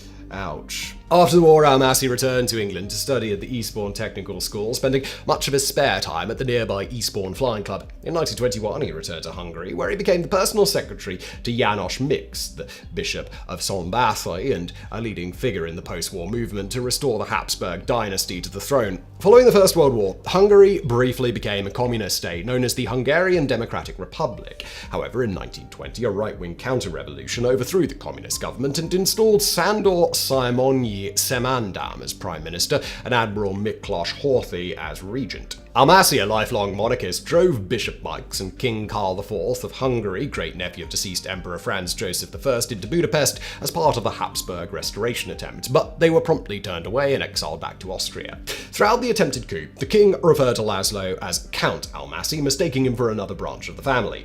Almasy would later use this presumed, if illegitimate, title to his advantage, especially when trying to curry favour with Egyptian royalty. Following this brief foray into Hungarian politics, Almasy next became a driver and representative for the Austrian car manufacturer Steyr, entering and winning several auto races on behalf of the company. In 1926, in order to demonstrate the sturdiness of Steyr cars in rugged conditions, he and Prince Antal Esterhazy embarked on an epic road trip and hunting exhibition along the Nile River from Alexandria in Egypt to Khartoum and the Dinda River in Sudan, the first time this journey had been accomplished in an ordinary automobile. This expedition had a profound impact on Almasy, who soon became obsessed with exploring the vast and uncharted Libyan desert. Over the next several years, he returned to the area frequently, guiding wealthy Europeans on safaris along the Nile. In 1929, he led an expedition through Egypt, Sudan, and Kenya in a pair of Steyr XX trucks, a 12,000-kilometer journey captured by Austrian filmmaker Rudi Meyer in a documentary titled Durch Afrika mit Automobil, or Through Africa by Car. In 1931, Almasy attempted to launch the first aerial exploration of the Libyan desert. Along with Count Nandor Zichy, he took off from Budapest on August the 21st in a de Havilland Gypsy Moth biplane, only to crash 4 days later in a storm near Aleppo, Syria. While both men were unhurt, their aircraft was completely destroyed. By this time, Almasy had become obsessed with finding Zerzura, or Oasis of Little Birds, a legendary city deep in the desert mentioned in various Arabic writings, including the now lost 15th century manuscript Kitab al-Kunuz, or Book of Treasures, and 1001 Nights, the famous collection of Middle Eastern folk tales. According to legend, the city, whose walls were as white as a dove, was home to mountains of treasure and a sleeping king and queen guarded by an army of giant black soldiers. To find the oasis, in 1932, Almasy teamed up with a trio of British explorers, squadron leader Hubert Jones Penderell, Patrick Clayton, and Sir Robert Clayton, no relation to each other. While Almasy and Patrick Clayton drove to Kufra Oasis in 2 Steyr cars, Sir Robert Clayton and squadron leader Penderell scouted the terrain ahead in a de Havilland Gypsy Moth biplane dubbed Rupert. While flying over the Gilf Kabir, a giant sandstone plateau straddling Egypt and Libya, the pair spotted a valley filled with green vegetation, which they presumed to be one of the 3 hidden valleys of Zerzura. However, the rough terrain around the plateau prevented the explorers from reaching the entrance of the valley by car, and they returned to Egypt empty-handed. Robert Clayton and his wife Dorothy inspired the fictional characters of Geoffrey and Catherine Clifton in The English Patient. In the book, Almasy embarks on a romantic affair with Catherine Clifton, much to her husband's anguish. In a jealous rage, Geoffrey Clifton crashes the expedition's airplane into Almasy, with Catherine aboard in an attempted murder-suicide. However, Almasy survives while Catherine is mortally wounded. In reality, there was no such love triangle, nor was there likely to have been one, for the historical record points overwhelmingly to Laszlo Almasy having been gay. According to researcher Heinrich Barth of the Institute for African Studies in Cologne in Germany, Egyptian princes were among Almasy's lovers. The Institute also claims to hold intimate correspondence from the Second World War between Almasy and a young German officer named Hans Eintholt, who fought with the Afrika Korps in North Africa. According to the letters, Almasy attempted to use his social and political connections to prevent Eintholt from being transferred to the Russian front. Tragically, however, Eintholt was killed in 1943 after stepping on a landmine during the German retreat through Tunisia. The real Robert Clifton did not die in a plane crash, but rather succumbed to spine or poliomyelitis shortly after the expedition's return to Cairo. However, his wife Dorothy, a skilled pilot in her own right, died on September 15, 1933, after mysteriously falling from her aircraft's cockpit at Brooklands Aerodrome in England. With the expedition's main benefactor gone, Almasy was forced to find another sponsor. He found one in Prince Kamal al-Din Hussein, the son of Sultan Hussein Kamal of Egypt, who had formally renounced his claim to the throne in 1917. An avid desert explorer himself, Prince Kamal led 2 expeditions into the Libyan desert in 1925 and 1926, even naming the Gilf Kabir, Arabic for Great Barrier, which at the time had no local name. Kamal died in August 1932, but not before funding another expedition, which returned to Gilf Kabir in the spring of 1933. This time, Almasy, along with squadron leader Penderel, Austrian writer Richard Herman, and German photographer Hans Kasperius, succeeded in entering the Wadi Tal, the third valley previously spotted from the air, while a separate expedition led by Patrick Clayton reached the other 2 valleys, Wadi Hamran and Wadi Abd al-Malik. But while oral history obtained from an elder of the Tibu people at Kufra Oasis indicated that these valleys constituted the legendary Zazura, the expedition was unable to definitively confirm this. However, they succeeded in making a far more important discovery in the form of rock paintings dating to the Neolithic period. In August of that year, Almasy returned once again to the Gilf Kabir, where, along with German ethnographer Leo Frobenius, his assistant Hans Rotert, and draftswoman Elizabeth Pauli, made perhaps his most famous discovery: a cavern in Wadi Sora known as the Cave of Swimmers, whose walls depict figures lying horizontally with bent limbs as if swimming, as well as animals such as giraffes and hippopotamuses. The drawings date back to 10,000 years ago, during the so-called African humid period, when the Sahara was much wetter and lusher than it is today. In the spring of 1934, Almasy led an expedition, organized by the Royal Egyptian Automobile Club, to the Gilf Kabir, Jebel Uanayat, and Jebel Kisu, during which he discovered and sketched more prehistoric rock art and erected a memorial tablet to Prince Kamal, who had died the previous year at the age of 57. The following February, Almasy and German explorer Hans Joachim von der Esch drove into Nubia in southern Egypt, where they became the first Europeans to re-establish contact with the Maghreb tribe, thought to be descendants of Nubian women and Hungarian soldiers serving in the Ottoman army in the 16th century. Then, in April of that year, Almasy and von der Esch explored the Great Sand Sea, from Ain Dalar to Siwa Oasis, one of the last major uncharted regions of the Libyan desert. Based on his experiences, Almasy published a book in Hungarian titled The Unknown Sahara by Airplane and Automobile in the Libyan Desert, later translated into German in 1939. Throughout the 1930s, Almasy explored over 2 million square kilometers of previously uncharted territory, leading the Bedouin to dub him Abu Ramla, Father of the Sand. While the English patient depicts Almasy's last desert expedition and the fictional Geoffrey Clinton's bungled murder-suicide attempt as taking place in 1939, in reality Almasy's exploration career ended far earlier. The British authorities in Egypt had long suspected Almasy of spying for Italy and vice versa, and starting in 1935 refused him permission to make any more expeditions into the desert. This scuttled Almasy's ambition to locate the legendary lost army of the Persian king Cambyses II, a force of 50,000 soldiers, which, according to ancient Greek historian Herodotus, marched into Egypt in 524 BC, only to be swallowed up by the desert sands. Almasy's obsession with Herodotus is captured in Ondaite's novel, with his fictional counterpart carrying around a copy of the histories with his own annotations pasted in. Barred from the desert, Almasy became a representative for German automaker Porsche, selling luxury automobiles to Egyptian aristocrats, and turned to his other great passion, aviation, serving as a flight instructor and gliding pioneer for the Royal Egyptian Aviation Club. But following the outbreak of the Second World War, the British and Italian authorities in the region forced Almasy to return to Hungary. By now a world-renowned expert in desert navigation, in 1940 Almasy was approached by Major Nicholas Ritter of the Abwehr, the German military intelligence service. The Hungarian government, which joined the Axis powers in November of that year, allowed Almasy to join the German Luftwaffe, or Air Force, which granted him the rank of Hauptmann, or captain. Initially, Almasy was posted to Berlin, where he used his knowledge of the North African desert to prepare maps for Abteilung 4 Mil Geo, the German Army's geographic department. However, he was soon deployed to Libya as part of an Abwehr Commando unit attached to Lehr Regiment Brandenburg ZBV 800, serving as second-in-command to Major Ritter. This unit, in turn, served the Africa Corps under General Erwin Rommel, the legendary Desert Fox. In The English Patient, the fictional Al-Masih places the wounded Catherine Clifton in the Cave of Swimmers, then sets out into the desert to find help. He manages to reach the town of El Taj in the Kufra Oasis, but is captured by the British and detained as a spy. He later escapes and offers work to the Germans as a means of returning to the Gilf Kabir. But when he finally reaches the Cave of Swimmers in 1942, he finds that Catherine has long since died. He carries her body to a nearby supply cache, which contains a biplane hidden under a sand-covered tarpaulin, and attempts to fly back to Cairo. However, the aircraft begins to leak oil and catches fire, forcing Al-Masih to bail out. Horrifically burned, he lands on the desert floor, where he is discovered and saved by a Bedouin tribe. In reality, Al-Masih's motivations for collaborating with the Germans are unclear. While Al-Masih later praised the Africa Corps for their fighting prowess and General Rommel for his humanity in conducting the desert campaign, there is little evidence that he was sympathetic to Nazi ideology. Indeed, in 1944, he helped save many Hungarian Jews from mass deportation to Nazi death camps. In the words of Gene Allington, a British intelligence analyst who followed Al-Masih's wartime exploits, quote, "If he was on any side at all, I think he was entirely a Hungarian." Whatever his political motivations, Al-Masih's first mission under Ritter was Operation El-Masri, an attempt to extract Egyptian General Aziz Ali El-Masri from Cairo so that he could lead an Arab revolt against the British authorities. Aziz, who had participated in the First World War Arab revolt under T.E. Lawrence, aka Lawrence of Arabia, was a staunch Arab nationalist whom the British had ousted as Army Chief of Staff after discovering he was collaborating with the Italian authorities in Libya. On May 16, 1941, Al-Masih flew to Egypt to meet with Al-Masri, but Al-Masri never made the rendezvous. His aircraft developed engine trouble and crash-landed 16 kilometers outside of Cairo.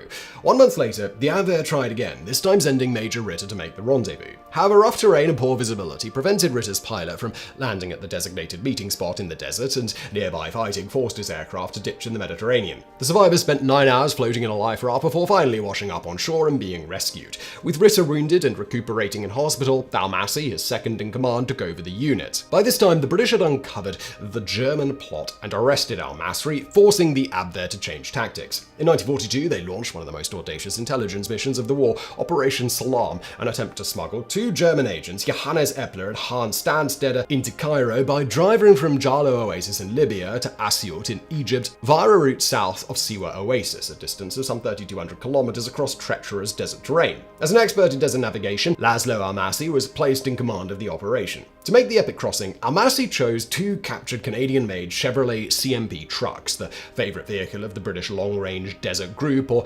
LRDG. Ironically, the founder of the LRDG, Brigadier Ralph Bagnold, had been a colleague of Al-Masih's during his desert exploration days. To ensure they would not be shot as spies if captured, the expedition members all wore German army uniforms, while German crosses were subtly incorporated into the vehicle's camouflage. Planning for the expedition took several months, and due to the shifting situation at the front, its departure was postponed several times. Finally, on April 29, 1942, Al-Masih, Epler, and Sandstetter, the latter 2 codenamed Max and Moritz after the German storybook characters, left Tripoli and drove south towards Jalo, setting off into the deep desert on May 12th. While contemporary Italian maps indicated a landscape of Syria, flat, hard ground covered in gravel, the expedition soon encountered a vast, impassable region of soft sand dunes. After several members of the expedition fell ill with dysentery and one of the vehicles had to be abandoned due to a broken axle, the group was forced to return to Jalo and scout a new route by air. This time, Al-Masih decided to head straight south, then easy across the Gilf Kabir, with which he was intimately familiar through his previous expeditions. However, this brought the expedition dangerously close to the British-controlled and heavily garrisoned Kufra Oasis. Nonetheless, Al-Masih daringly ventured into the oasis to sabotage the enemy's fuel tanks before proceeding east. After 2 weeks of grueling driving across treacherous quicksand and baking salt flats, the expedition successfully crossed the Gilf Kabir and the Karga Oasis, finally reaching Asyut on May 23rd. Here, Epler and Sandstetter embarked with their radio transmitters while Amassi headed back towards Jarlo. Incredibly, the journey of Operation Salam across the Libyan desert was actively tracked by British intelligence, who intercepted and decoded Sandstetter's radio transmissions back to German Army headquarters.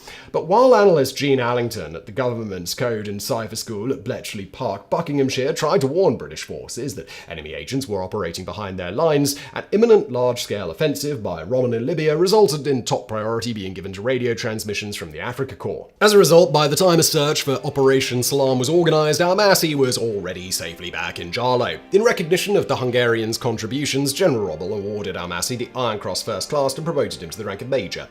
Meanwhile, the second phase of Operation Salam was underway under the codename Condor. After being dropped off by Amassi, Epler and Sandstetter buried their army uniforms and one of their radio sets and walked into Asset, where they caught a train to Cairo. Epler, who had been raised in Alexandria and spoke perfect Arabic, adopted the alias of Hussein Ghaffar, while Sandstetter, who had worked in the US petroleum industry before the war, posed as an American businessman, Peter Muncaster. Together, they infiltrated various popular social establishments like Café Gropey and the Kit Kat Club, where they gradually pieced together a local network of informants, including pimps, gangsters, and entertainers, including belly dancer Hekmet Fahmy, an old friend of Epler's. In order to transmit intelligence securely, Epler and Sandstetter used a so-called book code based on the 1938 Daphne du Maurier novel Rebecca.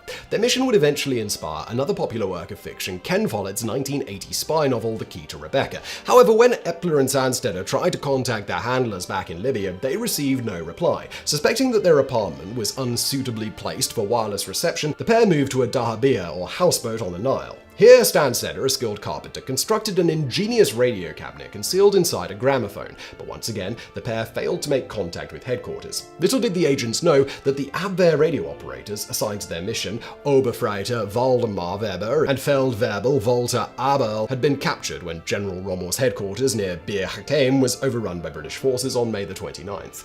After only 2 months in Cairo, the agents' situation had become desperate. Having freely spent their limited funds, the pair were running out of money and failed to gather or report any useful intelligence. They thus made contact with Victor Haar, a German national working at the Swedish embassy, hoping to acquire a working radio and send out a request for more money, or preferably an extraction from Cairo. Haar provided a radio, which he discovered in the basement of the embassy, and introduced Epler and Sandstetter to 2 nationalist Egyptian officers, Hassan Ezzat and Anwar el-Sadat, the latter of whom served as president of Egypt from 1970 until his assassination in 1981. But Epler and Sandstetter's situation was not all that it seemed. In his book Revolt in the Desert, Sadat recalled that when he attempted to repair the Germans' radio, he quickly discovered that the agents had deliberately sabotaged the machine in order to shack up and enjoy themselves with a pair of Jewish prostitutes. In order to avoid later reprisals, they kept a fake diary of intelligence they had supposedly collected during their stay in Cairo. Despite this, Sadat and Hassan agreed to contact General Rommel's headquarters, and on July the 23rd, 1942, transmitted the following message, quoting, "To Section 1H West of the Abwehr Angelo, please guarantee our existence. We are in mortal danger, or it is exceedingly urgent according to Sandstetter. Please use the wavelength number 1 at 900 hours Tripoli time. Max and Moritz." End quote.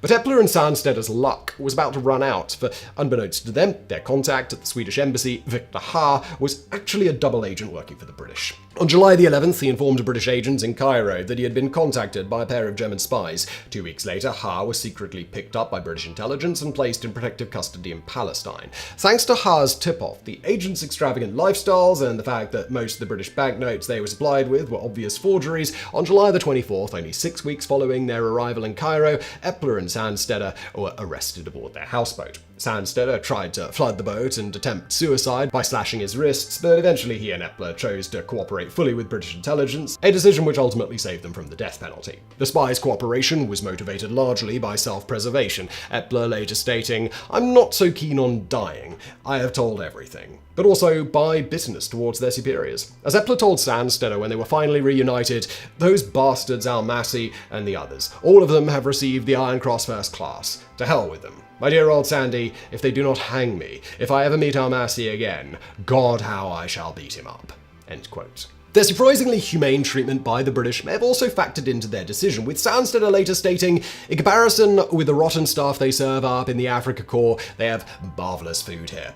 Based on Epler and Sandstedter's confession, the rest of their network was soon rounded up, including the officers Hassan Ezzat and Anwar el-Sadat and the belly dancer Hekmet Fahmy. But although the British discovered an annotated copy of Mein Kampf and a diary filled with military intelligence in Sadat's apartment, neither he nor Ezzat were executed, instead being discharged from the army and imprisoned for the duration of the war. Hekmet Fahmy initially received a suspended sentence, but under further interrogation eventually confessed, providing vital intelligence to Epler and Sandstetter, writing to Egyptian Prime Minister Mustafa al-Nanas Pasha that, quote, "It may be well known to your excellency that the Germans are cold-blooded, rude barbarians. They would march over their own corpses. You have a German spy before you, and I leave it to your excellency to believe him or not." As a result, Fahmy was sentenced to 2 years in prison. In the end, Operation Condor proved a complete failure, with Epler and Sandstetter failing to provide any useful intelligence to Rommel before being captured. The war in North Africa raged on for another year, with the German-Italian army finally surrendering in Tunisia on May 13, 1943. Soon after completing his epic drive across Libya and Egypt, Laszlo Almasi was struck down with an acute case of amoebic dysentery and was sent to Nazi-occupied Athens to recuperate. The following year, he returned to Budapest, where he completed his memoir about the North African campaign with Rommel in Libya. As previously mentioned, in 1944, Almasi risked his life to save several Jewish families from being deported to Nazi death camps. These included the family of his neighbor Lajos Weiss and of Olympic fencer Jeno Fuchs. He also saved a Polish Jewish refugee boy by obtaining false papers and placing him in a Catholic orphanage where he survived the war. After the end of the war, Almasi briefly served as a translator for the occupying Soviet Red Army, but was soon arrested and tried for alleged war crimes and joining the armed forces of a foreign power. These charges were largely based on Almasi's 1943 book, but when it emerged that neither the state prosecutor or judge had actually read the book, which the Soviets had already banned, Almasi was acquitted. However, the NKVD, the Soviet secret police, continued to dig into Almasi's wartime activities, and he was rearrested 2 months later. But with help of some influential friends, including Alaeddin Mukhtar, cousin of Egyptian King Farouk, Almasi managed to bribe some communist officials and flee into British-occupied Austria under a false identity. It is rumored that his escape was assisted by British intelligence, to whom he transmitted intelligence about Soviet troop movements, but this has never been confirmed. From here, he travelled to Rome and then to Egypt, where he resumed his old occupations of flight instructor and safari guide. Then in December 1950, King Farouk appointed Almasi director of the newly founded Egyptian Desert Research Institute. But this triumph was to prove short-lived. In The English Patient, the badly burned fiction Almasi dies peacefully of a morphine overdose administered by his nurse Hannah. But the real-life Almasi's demise was far less dignified. During a trip to Mozambique, he once again contracted amoebic dysentery, the primary symptom of which is copious and uncontrollable diarrhea. He was admitted to a hospital in Salzburg, Austria, where he eventually died on March 22, 1951, at the age of 61. He was buried on the grounds of the hospital, his gravesite being forgotten until 1995, when a group of Hungarian aviation and desert exploration enthusiasts erected a gravestone bearing the epitaph "Pilot, Sahara Explorer, and Discoverer of Zazura." Thus ended the epic and adventurous saga of Count Laszlo Almasi, the real-life English patient. A far cry from the handsome romantic hero of Michael Ondaatje's novel, Almasi was a complicated and contradictory figure whose legacy remains controversial to this day. But while there is little doubt that he assisted the Nazis during the Second World War, he also actively opposed their genocidal designs, while his 1930s expeditions contributed significantly to our understanding of the geography and history of the Sahara Desert. It just goes to show that truth is often stranger and more interesting than fiction. Among the many box office bombs of the 2024 movie season was The Ministry of Ungentlemanly Warfare, starring Superman himself, Henry Cavill, and directed by Guy Ritchie of Snatch and Lock, Stock and Two Smoking Barrels fame. The film tells the story of a ragtag team of saboteurs tasked with raiding a Nazi naval base off the African coast during the Second World War. Though highly fictionalized and over the top, as only a Guy Ritchie film can be, the story is very loosely based on a real daring raid that took place on January 14th, 1942, which helped establish the reputation of one of the most infamous clandestine organizations in the war. This is the incredible, forgotten story of Operation Postmaster. The Ministry of Ungentlemanly Warfare of the film's title was in fact Special Operations Executive, or SOE, tasked with, in the words of British Prime Minister Winston Churchill, setting Europe ablaze. SOE inserted agents into occupied territory to support native resistance movements, carried out acts of sabotage and subversion, and generally sowed chaos behind enemy lines. Like the army commandos established around the same time, the organization provided the British ground forces, severely weakened following their evacuation from the beaches of Dunkirk, with the means plans of taking the fight directly to the Nazis. Officially established on July the 22nd, 1940, SOE was formed from three smaller organizations. Section D of the Secret Intelligence Service, or SIS, which dealt with sabotage, the EH Department of the Foreign Office, which handled propaganda, and the MIR section of the War Department, and reported directly to the Ministry of Economic Warfare. Being entirely separate from the UK's two existing security organizations, the Security Service, or MI5, which reported to the Home Office, and the Secret Intelligence Service, or MI6, which reported to the Foreign Office, SOE quickly found itself in frequent conflict with these agencies, who quarreled with the new upstart organization over doctrine and access to scarce resources. For instance, MI6's spies depended on a calm, unsuspecting enemy in order to carry out their work undetected, something which SOE's sabotage activities made much more difficult. SOE was also dependent on MI6 for radio communications and forged documents, which the latter was often hesitant to provide. In fact, SOE often accused MI6 of deliberately supplying faulty documents, leading to several of its agents being captured by the Germans. And you thought your workplace was toxic.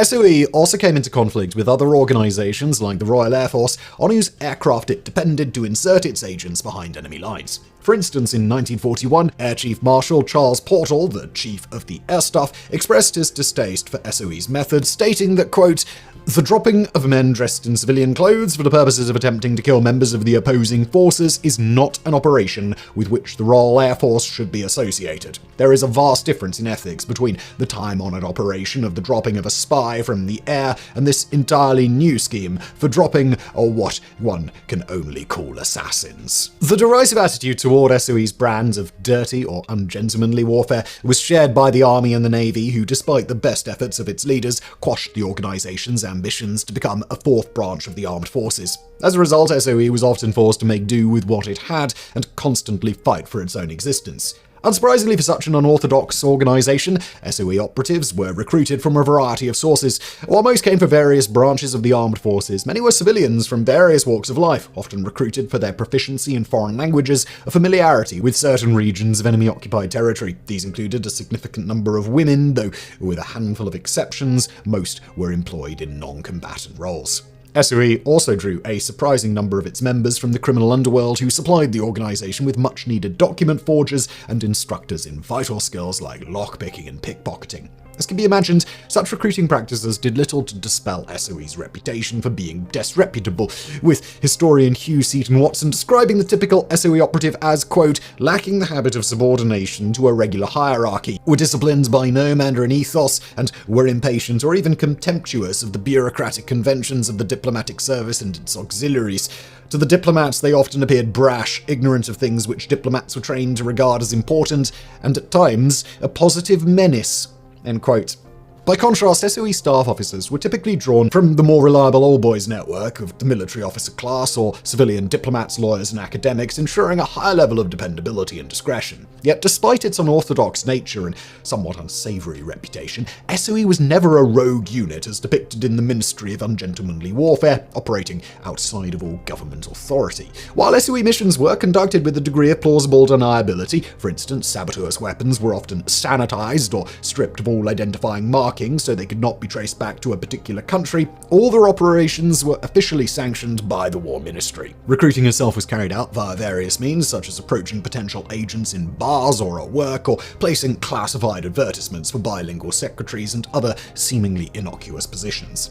Whatever the case, interested individuals were sent to various secret SOE recruitment centers for further evaluation.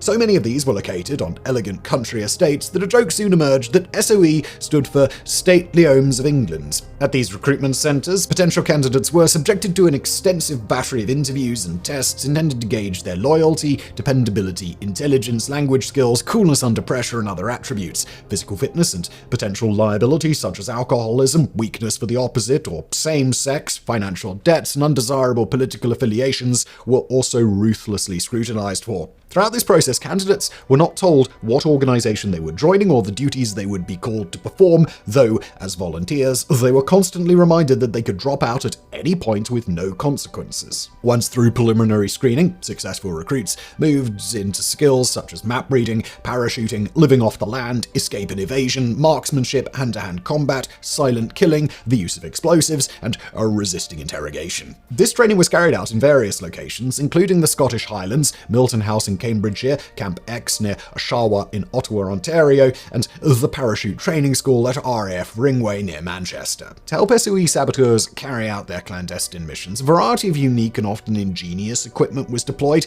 This ranged from communications devices like suitcase wireless sets for transmitting intelligence back to England and S-phone portable transceivers for contacting resupply aircraft to concealable maps, compasses, and other escape and evasion gear, silenced weapons like the well-read bolt-action pistol and the Mark II Sten submachine gun, concealed weapons like the Wellpun, and special explosive devices like the Clam magnetic demolition charge and fog signal detonators for blowing up railroad tracks as a train passed over them, and even small vehicles like the airdroppable web-like folding motorcycle. Even more exotic were gadgets like strap-on rubber shoe soles to disguise an agent's steps as barefoot footprints, and something called Kakaloob, a small rubber packet filled with emery powder designed to be surreptitiously slipped into an enemy vehicle's oil tank. After a certain delay, the hot oil would dissolve the rubber, releasing the abrasive powder into the vehicle's lubrication system and eventually causing its engine to seize up beyond repair. Many of these eccentric devices were designed by the Inter-Services Research Bureau, or Station 9,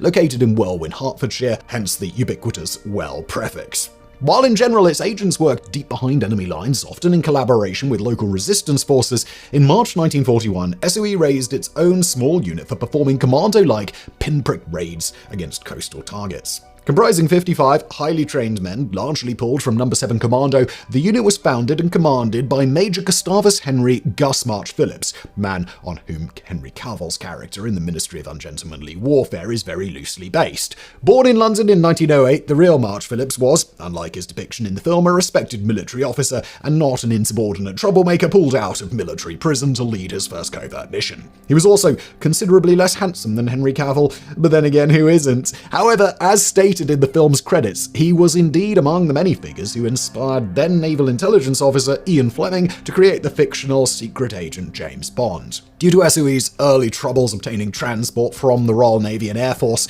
March Phillips instead purchased a 39-ton Brixham fishing smack named the Maid Honor, which had been converted into a pleasure yacht. With this, he hoped to infiltrate enemy territory disguised as local fishermen.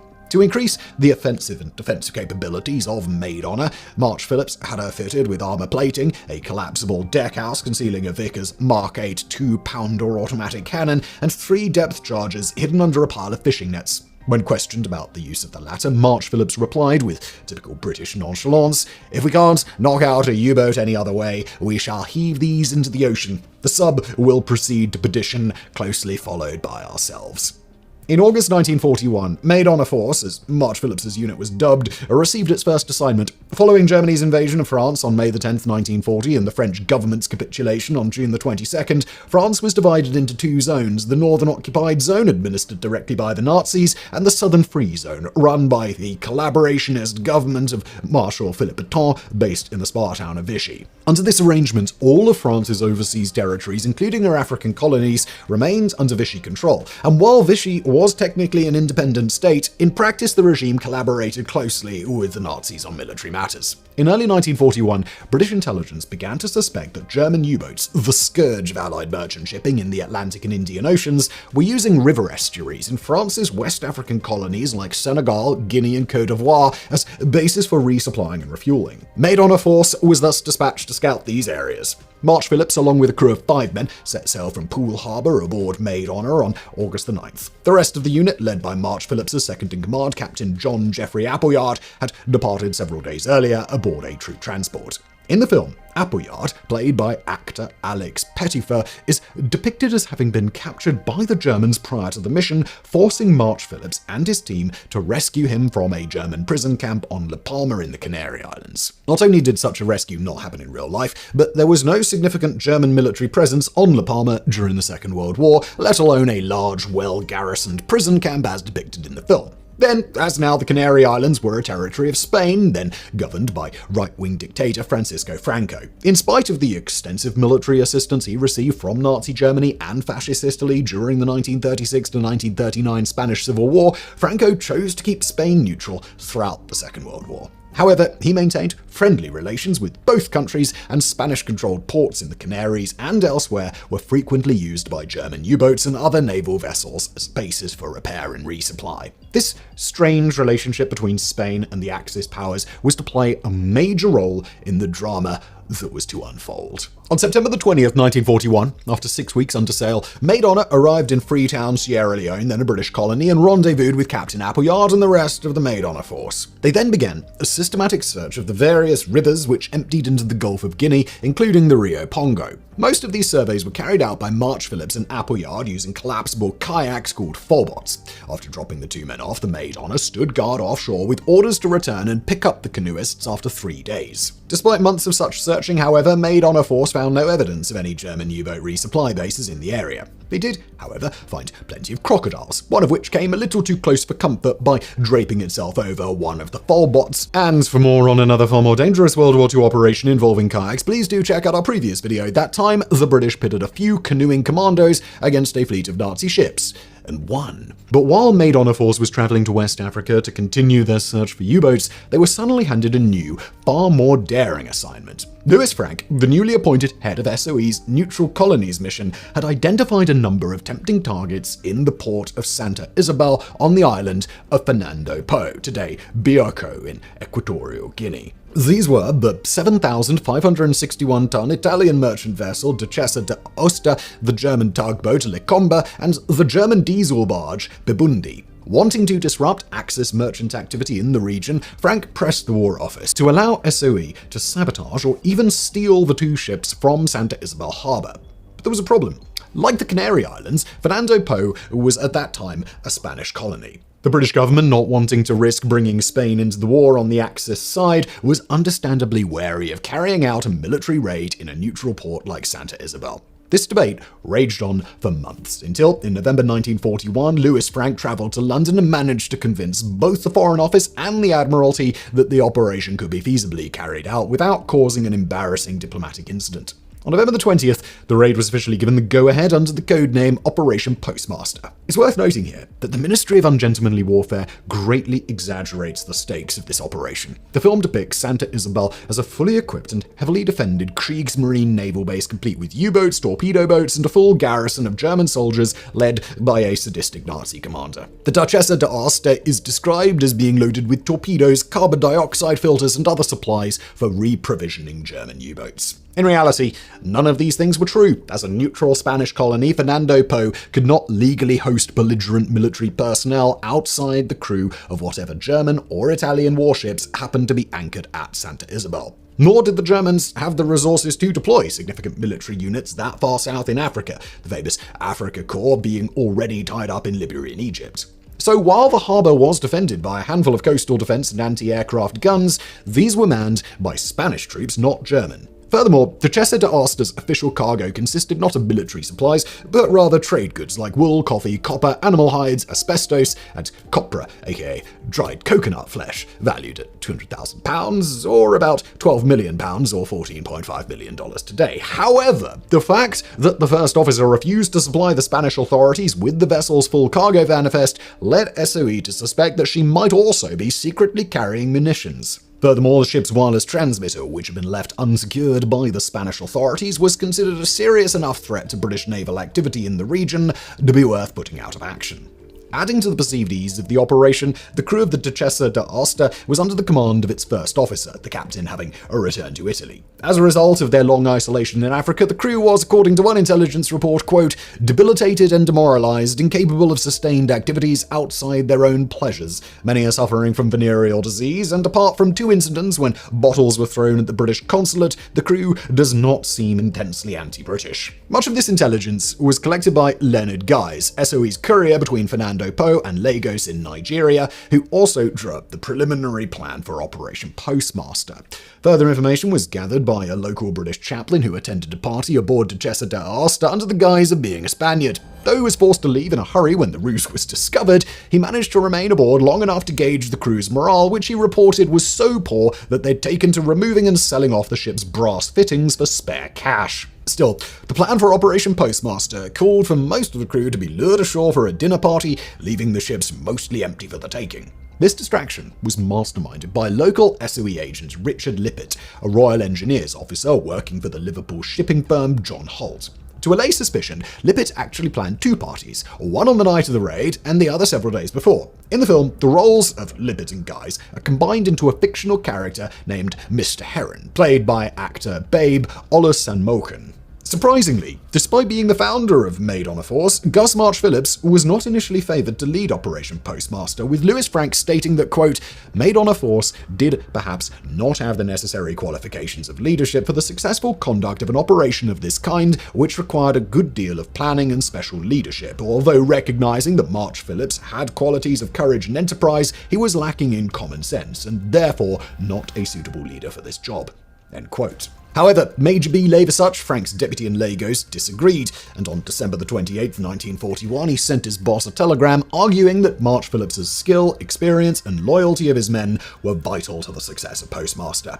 Reluctantly, Frank relented, and March Phillips remained in command of the operation. To carry out the raid, the governor of Nigeria, Sir Bernard Bordelon, supplied Maid on a Force with the tugboat Vulcan and the motor launch Nuneaton, along with 17 locals to crew them, swelling the size of the raiding party to 32. This is in contrast to the film, in which the heroes recruit a team of mercenaries from a fictional local gangster named Kambili Kalu, played by actor Danny Sapani. The fictional raiders also initially planned to blow up and sink the three ships in the harbour, only to change their plans at the last moment when they learned that the Duchessa d'Aosta's hull had been reinforced with steel plates. In reality, the plan was always to steal the ships, for Santa Isabel Harbour was so shallow that any damage inflicted by the raiders would have been quickly repaired. Finally, the film also depicts Maid on a Force being constantly harassed by a Royal Navy warship operating just off the African coast, whose captain does not approve of their unorthodox methods. In reality, as part of the official Postmaster plan, the Navy stationed the Flower-class corvette HMS Violet just off Fernando Po to intercept and impound the hijacked Axis ships. This granted the operation a certain measure of plausible deniability, as the Navy could claim that it had captured the vessels on the high seas while they were trying to escape back to Europe. But just as everything was starting to fall into place, the British government began to get cold feet. General Sir George Giffard, General Officer commanding of West Africa Command, withdrew the support of the 17 local sailors, fearing the operation would be seen as an act of piracy and anger the Spanish government. In light of these and other concerns from the Foreign Office and the British Embassy in Madrid, the Admiralty suspended the operation. Eventually, however, they deemed the raid worth the risk, providing hard proof of British involvement was left at the scene. A final go-ahead for Operation Postmaster was given on January 6, 1942, less than 2 weeks before the raid was scheduled. On the morning of January the 11th, the 32-man raiding party left Lagos aboard Vulcan and Nuneaton and sailed southeast toward Fernando Po. This force included among its number founding member Captain Graham Hayes, played in the film by actor-hero Fiennes Tiffin, and Danish commando Anders Larsen, played by Alan Ritchson. But while the real-life Larsen was a certified badass, being among the founding members of SOE, the Commandos and the Special Boat Service and the Special Air Service, he was not, as the film depicts him, a hulking monster of a man who enjoyed cutting Nazis' hearts out of their chest. He also did not use a bow and arrow in combat, that particular eccentricity belonging to one John Malcolm Mad Jack Churchill, an absolute mad lad of a commando officer who also infamously carried a basket-hilted Scottish broadsword and a set of bagpipes on raids, though that's a bonker story for another day. Also, notably missing from the real-life operation was SOE operative and later stage and film actress Marjorie Stewart, played by actress Isa Gonzalez. While in the film, Stewart is intimately involved in the operation on the ground, stealing the cargo manifest of the Duchessa d'Aosta, hiring the mercenaries from Kambili Kalu, and seducing the evil Nazi garrison commander played by Till Schweiger. In reality, her role in the operation was purely administrative. But this, of course, is Hollywood Hollywood. Girl bosses are going to girl boss. Now, the real-life raiders approached Santa Isabel Harbor at 23:30 hours on the evening of January the 14th, 1942. Meanwhile, the deception plan was working as intended, with SOE agent Richard Lippert having succeeded in luring 12 Italian officers from the Duchessa d'Aosta and 2 German officers from the Lincomba to his dinner party, leaving only a skeleton crew aboard both ships. The tugboat Vulcan, commanded by March Phillips and Appleyard, headed for the Duchessa, while 4 boats under the command of Hayes aboard the Nuneaton paddled toward the Licomba and Bibundi, which were moored together. As the latter force approached the tugs, Hayes was challenged by a night watchman aboard the Bibundi. Hayes answered by claiming to be the tug's captain, managing to stall long enough for the canoeists to reach the ships and climb aboard. At this, the watchman jumped overboard and swam away. After placing explosive charges on the Licomba and Bibundi's anchor chains, the raiders threw tow lines from both tugs over to the Nuneaton. When everything was ready, the charges were blown, cutting the anchor chains and allowing the launch to start towing the tugs out of the harbour. Meanwhile, 11 raiders from the Vulcan boarded the Duchessa d'Aosta and, armed largely with rubber-coated koshes, quickly subdued and captured the ship's crew. Then, as with Licomba and Bibundi, the raiders cut the freighter's anchor chains with explosives and began towing her out of the harbour. As March Phillips later wrote, quote, "Vulcan's performance was almost miraculous. She gave Duchessa 2 slews, one to starboard, one to port, like drawing a cork out of a bottle, and then, without the slightest hesitation and at a speed of at least 3 knots, went straight between the flashing buoys to the open sea, passing Nuneaton and Licomba a few cable lengths from the entrance. This operation, the most difficult in my view, was performed with amazing power and precision." End quote. The explosions alerted the people in the nearby town, who rushed to the harbour front to watch the brazen hijacking take place right before their eyes. But while a handful of anti-aircraft guns opened fire, sending strings of tracers into the night sky, the heavier guns defending the harbour remained silent, allowing the raiders to escape unopposed. Start to finish, the raid had taken only 30 minutes, during which not a single shot was fired and not a single raider or enemy sailor killed or wounded. Once clear of the harbour, the raiders sailed through the night, their 3 prizes and 29 Italian and German prisoners in tow, rendezvousing with the waiting HMS Violet the following morning. By this time, Nuneaton had engine troubles and could not make it all the way to Lagos. A signal was thus sent to the passing Nigerian collier SSS Ilorin, which contacted Lagos and arranged for a ship to come and tow Nuneaton home. As expected, Operation Postmaster infuriated the Spanish government, whose Foreign Minister Serrano Sr.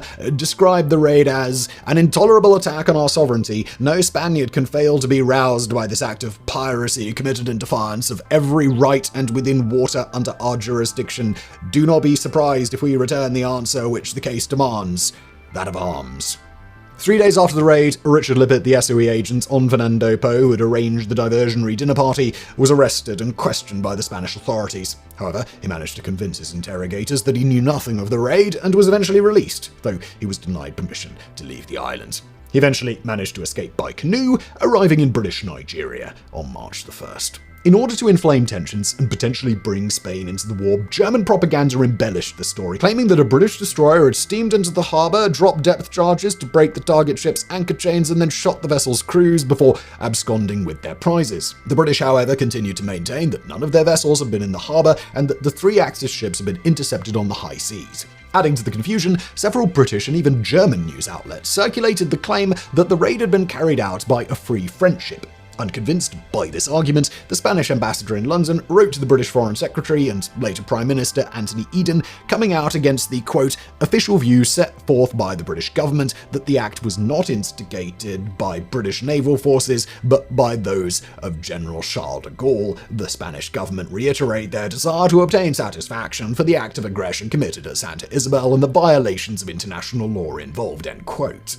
Eden refused to reply to this accusation, and facing lack of solid evidence, both the Spanish and the Germans were forced to drop the matter, and Spain remained neutral for the remainder of the war. Back in Britain, Operation Postmaster greatly elevated SOE's stature, demonstrating the organisation's ability to effectively carry out clandestine operations.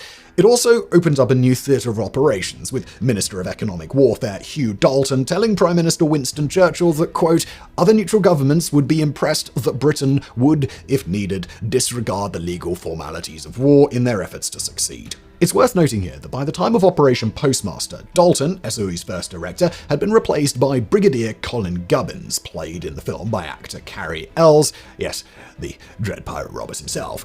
Unlike in the film, the real members of the Maid Honor Force were not arrested and imprisoned by the British authorities, only to be released with the intervention of Winston Churchill. Instead, they were highly decorated for their service, with March Phillips receiving the Distinguished Service Order, or DSO, Graham Hayes the Military Cross, Geoffrey Appleyard a Bar to his Military Cross, Anders Larsen a Military Cross and a Field Commission, while SOE agents Richard Lippett and Bernard Guise were made members of the Order of the British Empire. 3 months after the raid, on April the 18th, 1942, March Phillips married fellow SOE agent Marjorie Stewart. In the wake of Postmaster's success, Maid Honor Force was significantly expanded and given the less creative name of Small Scale Raiding Force, or SSRF, or simply Number 62 Commando.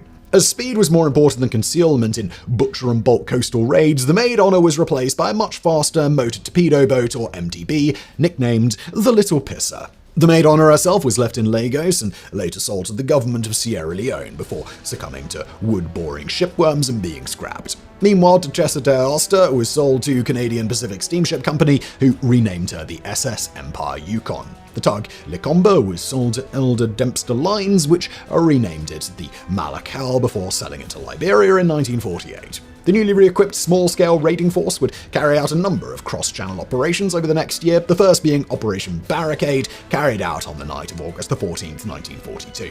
A reconnaissance raid aimed at a radar and anti-aircraft site near Barfleur, Normandy. Barricade was a complete success, with the raiders killing 3 German soldiers and wounding 6 before withdrawing with no casualties. Operation Barricade was quickly followed by Operation Dryad, a September 2nd raid against the Cascades Lighthouse in the German-occupied Channel Islands. Once again, the operation was a complete success, with the small-scale raiding force managing to capture the lighthouse's entire crew of 7, and many still in their pajamas, and spirit them away to Britain without firing a single shot. Indeed, it was several days before the Germans even noticed that anything was amiss. Though the raiders suffered no major casualties, Geoffrey Appleyard accidentally fell while reboarding the MTB and fractured his tibia. Unfortunately, SSRF's luck would run out on its next mission, Operation Aquitint, carried out on the night of September 12, 1942. Like the unit's previous 2 operations, Aquitint was a reconnaissance raid aimed at the Normandy town of Honorine-de-Pere, near what would 2 years later become the infamous Omaha Beach. Unfortunately, Operation Jubilee, the disastrous August 19th raid on the town of Dieppe, had placed German defenders on high alert, and the raiders were spotted soon after landing. Of the 11 men who went ashore, 3 were killed, including Gus March Phillips, 4 were captured by the Germans, and 4, including Graham Hayes, escaped into the countryside. Hayes nearly managed to make his way to neutral Spain, but was betrayed by a French double agent and captured by the Germans, spending 9 months in France's prison before being executed on July 13, 1943. He was 26 years old. Hayes was one of the many victims of the infamous Commando Order, a decree issued by the German Armed Forces High Command on October 18, 1942, that all commandos, whether in uniform or not, be summarily executed upon capture. Following the death of March Phillips, command of the small-scale raiding force passed to Geoffrey Appleyard, who led the unit on its next mission, the October 3rd Operation Basalt raid against the Channel Island of Sark. During the raid, several German prisoners, whose hands had been tied, were shot by the commandos while trying to escape. This, along with similar incidents during the Dieppe raid, infuriated the Germans, leading to the creation of the Commando Order. The small-scale raiding force's next and last mission was Operation Fahrenheit, a successful raid on a communications post in Point de Plouzec in Brittany, carried out on the night of November 11, 1942. In April 1943, however, the SSRF was disbanded and most of its men and equipment dispersed among other units like the Special Air Service, or SAS. Few of the SSRF's founding members survived the war. On the night of July 12, 1943, Geoffrey Appleyard was supervising the drop of SAS parachutists as part of Operation Chestnut, a diversionary raid in support of Operation Husky, the Allied invasion of Sicily. After dropping its stick of parachutists, Appleyard's Armstrong Whitworth Able Mile aircraft vanished without a trace. He was later declared missing, presumed dead. By the time of his death, at the age of 26, Appleyard had risen to the position of second in command of the 2nd Special Air Service and had won the Distinguished Service Order 3 times in the span of only 11 months. As stated in the credits of the Ministry of Ungentlemanly Warfare, on presenting Appleyard with his 2nd bar on December 15, 1943, King George VI blurted out, "What, you again?" Meanwhile, Anders Lassen also joined the SAS and its attached amphibious raiding unit, the Special Boat Service, or SBS, serving in North Africa, Greece, Yugoslavia, and Italy. Among his most daring exploits was an April 24, 1944 operation in which Lassen and the SBS raided the Greek island of Santorini, successfully blowing up a German naval observation post and radio station and capturing 19 prisoners, with the loss of only 2 raiders. 1 year later, now Major Lassen and 17 other SAS men were tasked with carrying out a diversionary raid in support of Operation Roast, a major Allied offensive around Lake Comacchio in northeast Italy. The raid was intended to fool the Germans into thinking a major landing was taking place north of the lake, creating confusion and causing the defenders to divert their forces. During the operation, Lassen and his men found themselves on a narrow road flooded on either side and soon encountered a German machine gun position. Despite coming under heavy fire, Lassen attacked and successfully took out the position before proceeding to silence 2 more machine gun nests in quick succession.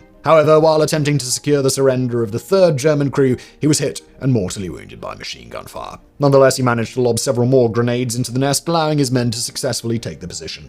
He then refused to be evacuated, believing it would hamper his unit's withdrawal, and remained in place, dying soon after of his wounds. He was only 24.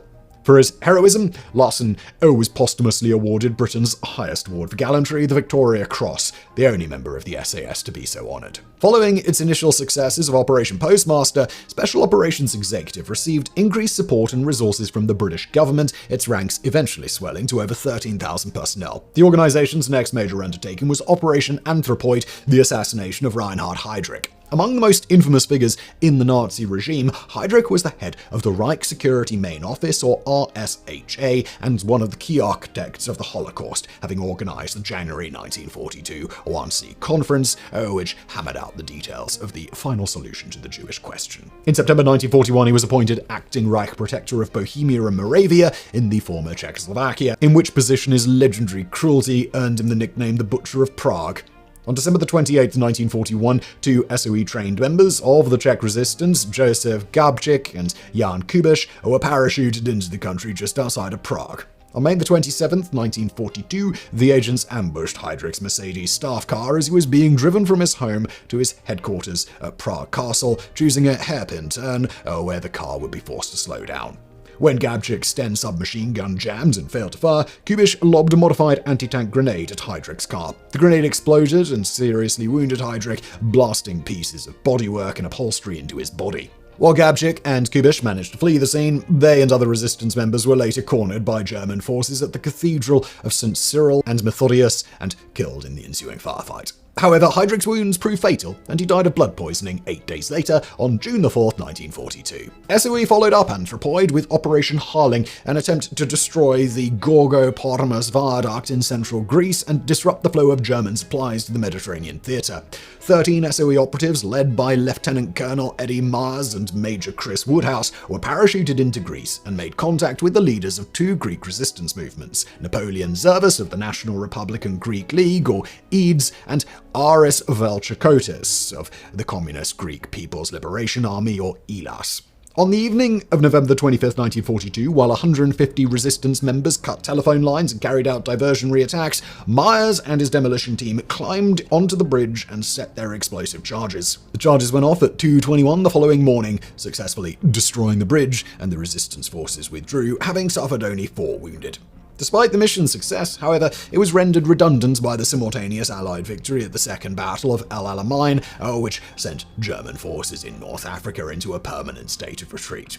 Furthermore, the bridge itself was repaired in only 19 days by Italian military engineers. A full list of SOE's operations during World War II is beyond the scope of today's video, including missions as diverse as Operation Gunnicide, a 1943 raid to destroy the heavy water production facility at Vermok, Norway, and sabotage the Nazi atomic bomb project, and Operation Jedburgh, in which small teams from SOE and its American counterpart, the Office of Strategic Services, or OSS, precursor to the CIA, were dropped into France in June 1944 to delay the arrival of German reinforcements at the Normandy landing beaches. However, it is worth pointing out that regardless of their effectiveness, SOE's operations almost always led to unexpected consequences. For instance, the assassination of Reinhard Heydrich triggered savage reprisals against the Czech people, including the complete destruction of the village of Lidice and the liquidation of its population on June 10, 1942.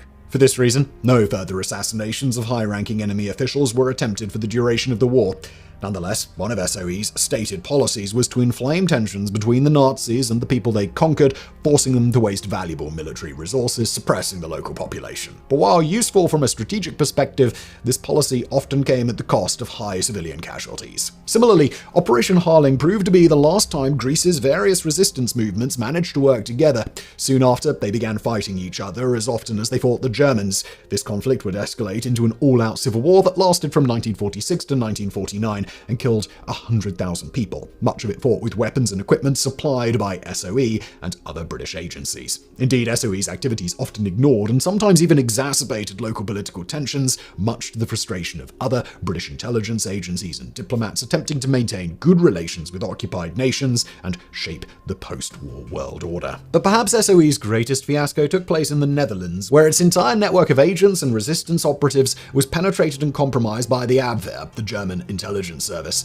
Between 1942 and 1944, Abwehr agents, using captured SOE radios, played what they called the Englandspiel, or England game, tricking SOE into dropping agents and supplies directly into German hands. By the time SOE realized what was going on, it had wasted some $2 million and sent 53 agents to their doom. Yet despite its various failings, SOE, like the Commandos, the SAS, and various other British intelligence and special forces organizations, played a vital role in securing ultimate Allied victory. But the Ministry of Ungentlemanly Warfare was a product of a particular time and strategic situation, and as the Second World War gave way to the Cold War, it found itself without a purpose and was finally disbanded on June 30th, 1946. In conclusion, while the Ministry of Ungentlemanly Warfare gets the very broadest strokes of the real-life Operation Postmaster right, overall the film is mostly supercharged Hollywood hokum. Nonetheless, in the grand tradition of such action classics as The Dirty Dozen and Where Eagles Dare, the film does scratch a very potent itch to see dozens upon dozens of Nazis get gunned down in spectacular fashion. Thank you for watching. It's a classic supernatural horror trope. A team of archaeologists dig through the desert sands to reveal the entrance of an ancient Egyptian tomb, sealed and forgotten for millennia. Carved over the door in hieroglyphics, they find an ominous inscription warning that anyone who dares disturb the tomb will suffer a terrible curse. Undeterred, our intrepid team ventures inside, where they discover the mummified remains of an ancient pharaoh and a hoard of golden treasures meant to accompany him to the afterlife. It's the discovery of a lifetime, one that will bring the archaeologists a lifetime of fame and fortune. Unfortunately for them, however, a lifetime is a very relative term. One by one, the members of the team are struck down by mysterious illnesses and accidents until no one is left alive. The trope of the Pharaoh's curse is so ingrained in our popular image of ancient Egypt that every new archaeological discovery is inevitably met with countless tongue-in-cheek calls to put that back where you found it. While the idea of ancient supernatural curses may seem laughable to us today, myths and legends always come from somewhere. So, is there even a tiny kernel of truth to the Pharaoh's curse? Did the ancient Egyptians actually place curses on tombs to protect them? And have any archaeologists actually died in a manner that defies logical explanation? And well, the answer might just surprise you. Despite a seemingly infinite amount of pop culture claims to the contrary, protective curses of the type that we usually think of are exceedingly rare in ancient Egyptian tombs. The vast majority of the inscriptions found in these tombs are ritual in nature, containing instructions to help guide the occupants safely to the afterlife. One of the rare exceptions is found in the 6th Dynasty mud brick tomb or mastaba of Kentika Ikheki. It reads, "As for all men who shall enter this my tomb impure, there will be judgment. An end shall be made for him. I shall seize his neck like a bird. I shall cast the fear of myself into him." The 9th Dynasty tomb of Akafiti, governor of Hierakonpolis, contains a similar warning. It reads, "Any ruler who shall do evil or wickedness to this coffin, may Haman not accept any goods he offers, and may his heir not inherit." While the tomb of the 18th Dynasty architect Amenhotep, son of Harpu, bears the following metal as fuck inscription: "As for anyone who will come after me and who will find the foundation of the funerary tomb in destruction, as for anyone who will take the personnel from among my people, as for all others who will turn them astray, I will not allow them to perform their scribal function. I will put them in the furnace of the king. His Uraeus will vomit flame upon the top of their heads, demolishing their flesh and devouring their bones. They will become Apophis, a divine serpent who is vanquished on the morning of the day of the year." fire. They will capsize in the sea, which will devour their bodies. They will not receive honors received by virtuous people. They will not be able to swallow offerings of the dead. One will not pour for them water in libation. Their sons will not occupy their places. Their women will be violated before their eyes. Their great ones will be so lost in their houses that they will be upon the floor. They will not understand the words of the king at the time when he is in joy. They will be doomed to the knife on the day of massacre. Their bodies will decay because they will starve and will not have sustenance, and their bones will perish. Holy shit. The vast majority of such curses date from the Old Kingdom period of 2700 to 2200 BCE and are found almost exclusively in the tombs of private individuals or low-ranking politicians, not pharaohs or other nobility. One famous exception discovered in the Bahariya Oasis and dating to the Greco-Roman period reads, "Cursed by those who disturb the rest of a pharaoh. They that shall break the seal of this tomb shall meet death by a disease that no doctor can diagnose." While certainly fitting our popular image of a pharaoh's curse, such inscriptions were likely intended as a reminder for priests to maintain the ritual purity of the tomb, rather than a warning to would-be grave robbers. As for the rarity of these curses, Egyptologists believe that at the time the act of robbing a grave would have been seen as unthinkable and dangerous to write down. Furthermore, while pharaohs and other nobles had armies of priests to maintain and guard their final resting places, private individuals had no such resources and would thus have taken every possible precaution, including written curses, to protect their own tombs. But while such curses did technically exist, accounts of supernatural events tied to Egyptian antiquities did not appear until very recently. One of the earliest such accounts appears in Louis Peniche's 1699 book, A Treatise on Embalming, and tells of a Polish traveller who purchased 2 mummies in Alexandria for use in making medicine. And yes, once upon a time people did eat mummies, as well as grind them into paint as fertilizer, but that's a story for another time. According to Peniche, on the journey home the traveller's ship was beset by rough seas, while he was haunted by ghostly visions, neither of which abated until he finally threw the mummies overboard. The definitive origin of the Pharaoh's curse legend, however, is usually traced to the early 19th century. In 1821, English surgeon and antiquary Thomas Pettigrew had a bizarre spectacle at the Egyptian Hall in Piccadilly, London: the public unwrapping of an Egyptian mummy. The event caused a sensation, inspiring a trend for similar unwrapping parties that lasted decades. The spectacle also inspired writer Jane Loudon Webb to write a fantasy novel titled The Mummy, or A Tale of the 22nd Century, among the first stories to feature a mummy returning to life and taking revenge on those who dared disturb its tomb. This was followed in 1828 by the children's book The Fruits of Enterprise, featuring similarly animated and vengeful mummies. In 1869, Louisa May Alcott, author of Little Women, even took a stab at the genre, penning a short story titled Lost in a Pyramid or The Mummy's Curse, as did Sherlock Holmes creator Sir Arthur Conan Doyle in his 1892 story Lot 249. Interestingly, many of these early pieces of mummy fiction were written by women and feature female mummies taking revenge on male desecrators, leading some experts like cultural anthropologist Jasmine Day to interpret the text as thinly veiled rape-revenge fantasies. While French philologist Jean-François Champollion announced his decoding of hieroglyphics from the famous Rosetta Stone in 1822, it was many decades before Egyptologists were able to translate ancient Egyptian texts with any confidence. Thus, the idea of the Pharaoh's curse was well established long before any actual written curses were discovered or translated, the trope originating not from actual Egyptian history or mythology, but from Western Orientalist ideas of the ancient Egyptians as a mysterious, darkly spiritual people. But one event above all others popularized the myth and planted it firmly in the public imagination: the discovery of the tomb of the pharaoh Tutankhamun. The tomb of the boy king, who ruled from around 1341 to 1323 BCE until his untimely death at age 18, was uncovered on November 4th, 1922 by a team led by British archaeologist Howard Carter and his wealthy patron, the 5th Earl of Carnarvon. Though tiny compared to other royal tombs in Egypt's Valley of the Kings, Tutankhamun's was the first one to be found almost entirely intact, and it contained hundreds of intricately crafted grave goods, many created from solid gold. The discovery caused a media sensation, sparking a worldwide craze for all things ancient Egyptian. On November 29th, 1922, Carter finished excavating the staircase leading down to the tomb and cut through the door into the tomb itself. According to Egyptologist Henry Basterds, shortly thereafter, Carter dispatched an Egyptian worker to run an errand at a nearby house.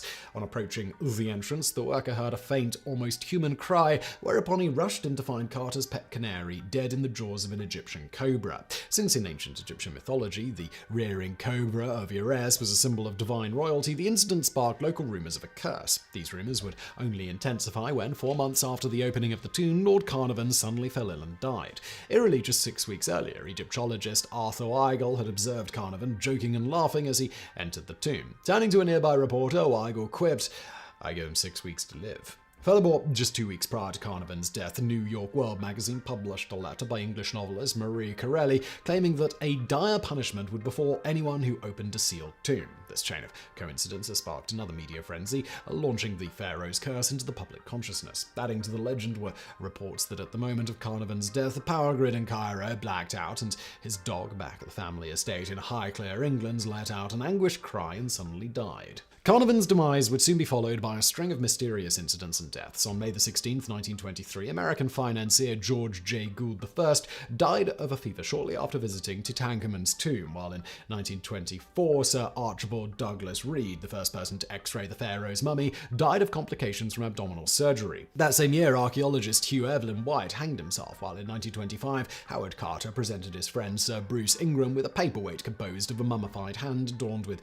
a bracelet inscribed with the words, "Cursed be he who moves my body, to him shall come fire, water, and pestilence." Shortly after receiving the gift, Ingram's house in England burned to the ground, and when the house was finally rebuilt, it was destroyed once again by a flood. Other alleged victims of the curse were Egyptian Prince Ali Kamar Farbe Bey, shot dead by his French wife in 1923, Sir Lee Stagg, Governor-General of the Sudan, who was assassinated in Cairo in 1924, Aaron Ember, a close friend of Lord Carnarvon's, who died in a 1926 house fire, Arthur Mace, a member of Carter's excavation team who died of pneumonia in 1928, and Captain the Honourable Richard Bethel, Carter's secretary, who was smothered to death in a Mayfair club in 1929. These deaths were more than enough to convince the chronically superstitious of the reality of the curse. Many nervous collectors began sending their Egyptian relics to museums to avoid becoming the next victims, while avowed spiritualist Sir Arthur Conan Doyle publicly speculated that the deaths of Lord Carnarvon and the others were caused by elementals summoned by Tutankhamun's priests to guard the royal tomb. But if any of this is starting to convince you that the Pharaoh's curse is actually real, I'm sorry to inform you that the legend simply doesn't stand up to close scrutiny, and that all the deaths commonly attributed to the curse are at best only circumstantially connected, and at worst, they're just complete coincidences. Take, for example, the death that started it all, that of Lord Carnarvon. According to his autopsy, Carnarvon died of septicemia or blood poisoning, contracted when he accidentally sliced open a mosquito bite on his cheek while shaving. It was an accident that could have happened at any time, anywhere, and it was completely unrelated to Tutankhamun's tomb. The swiftness of Carnarvon's death was also unsurprising, for the Earl had been in poor health since being injured in a 1903 automobile accident and was prone to frequent bouts of pneumonia and other illness. Nonetheless, true believers point to his unusual manner of death as proof of the curse when, during the first detailed autopsy of Tutankhamun's mummy, a lesion was found in a similar spot on the pharaoh's cheek. The other deaths commonly attributed to the curse are even more dubious, with many of the victims having only a tangential connection to the opening of the tomb, or in many cases, none at all. But perhaps the greatest strike against the legend is that Howard Carter himself, logically the #1 target of a curse, lived for another 16 years, dying in 1939 of Hodgkin's lymphoma. Equally long-lived were archaeologist J.O. Kinnaman, who died in 1961, Lord Carnarvon's daughter, Lady Evelyn Herbert, who died in 1980, and Sergeant Richard Adamson, who guarded the tomb round the clock for 7 years and died in 1982. Indeed, of the 58 people present when the tomb was opened, only 8 died within the next 12 years. More amusingly still, according to magician and debunker James Randi, the group died at an average age of 73 plus years, beating the actuarial tables for persons of that period and social class by about a year. The curse of the Pharaoh is a beneficial curse, it seems. Though Carter himself dismissed the curse as Tommy rot, he was ironically partially responsible for its spread. As James Randi explains, when Tut's tomb was discovered and opened in 1922, it was a major archaeological event. In order to keep the press at bay and yet allow them a sensational aspect with which to deal, the head of the excavation team, Howard Carter, put out a story that a curse had been placed upon anyone who violated the rest of the Boy King. Carter also attempted to ward off reporters by selling the exclusive rights to the story of Tut's tomb to the Times of London.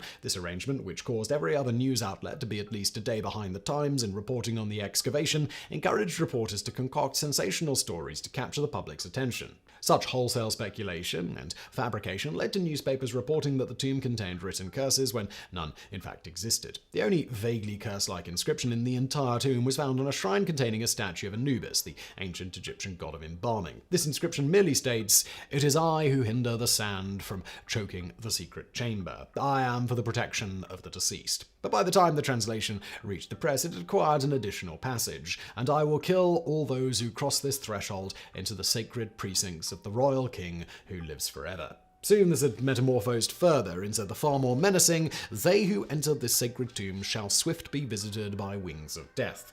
Yet while 100 years have passed since the opening of the tomb, the legend of the Pharaoh's curse is still alive and well. In 1972, when Dr. Gamal Merez of the British Museum died after supervising the treasure of Tutankhamun's treasures to an exhibit in London, his death was widely blamed on the curse. More recently, in 2021, the transfer of 22 mummies from the Old Egyptian Museum to the new National Museum of Egyptian Civilization was blamed for a string of strange incidents across Egypt, including a train crash, a building collapse, and the container ship Ever Given becoming stuck in the Suez Canal. Former Egyptian Minister of Antiquities Zahi Hawass dismissed the claims as ridiculous, but Hawass himself is not immune to superstition. In 1996, while moving the mummies of 2 children from Bahariya Oasis to the Egyptian Museum in Cairo, Hawass reported being haunted by apparitions of the children in his dreams. The dreams did not stop until the mummies were reunited with that of their father, after which Hawass decided not to put the bodies on display. In recent years, microbiologists have put forward a scientific explanation for the so-called Pharaoh's curse: mold spores and other microorganisms. Indeed, many different species of mold and bacteria have been found inside ancient Egyptian tombs, including Aspergillus niger,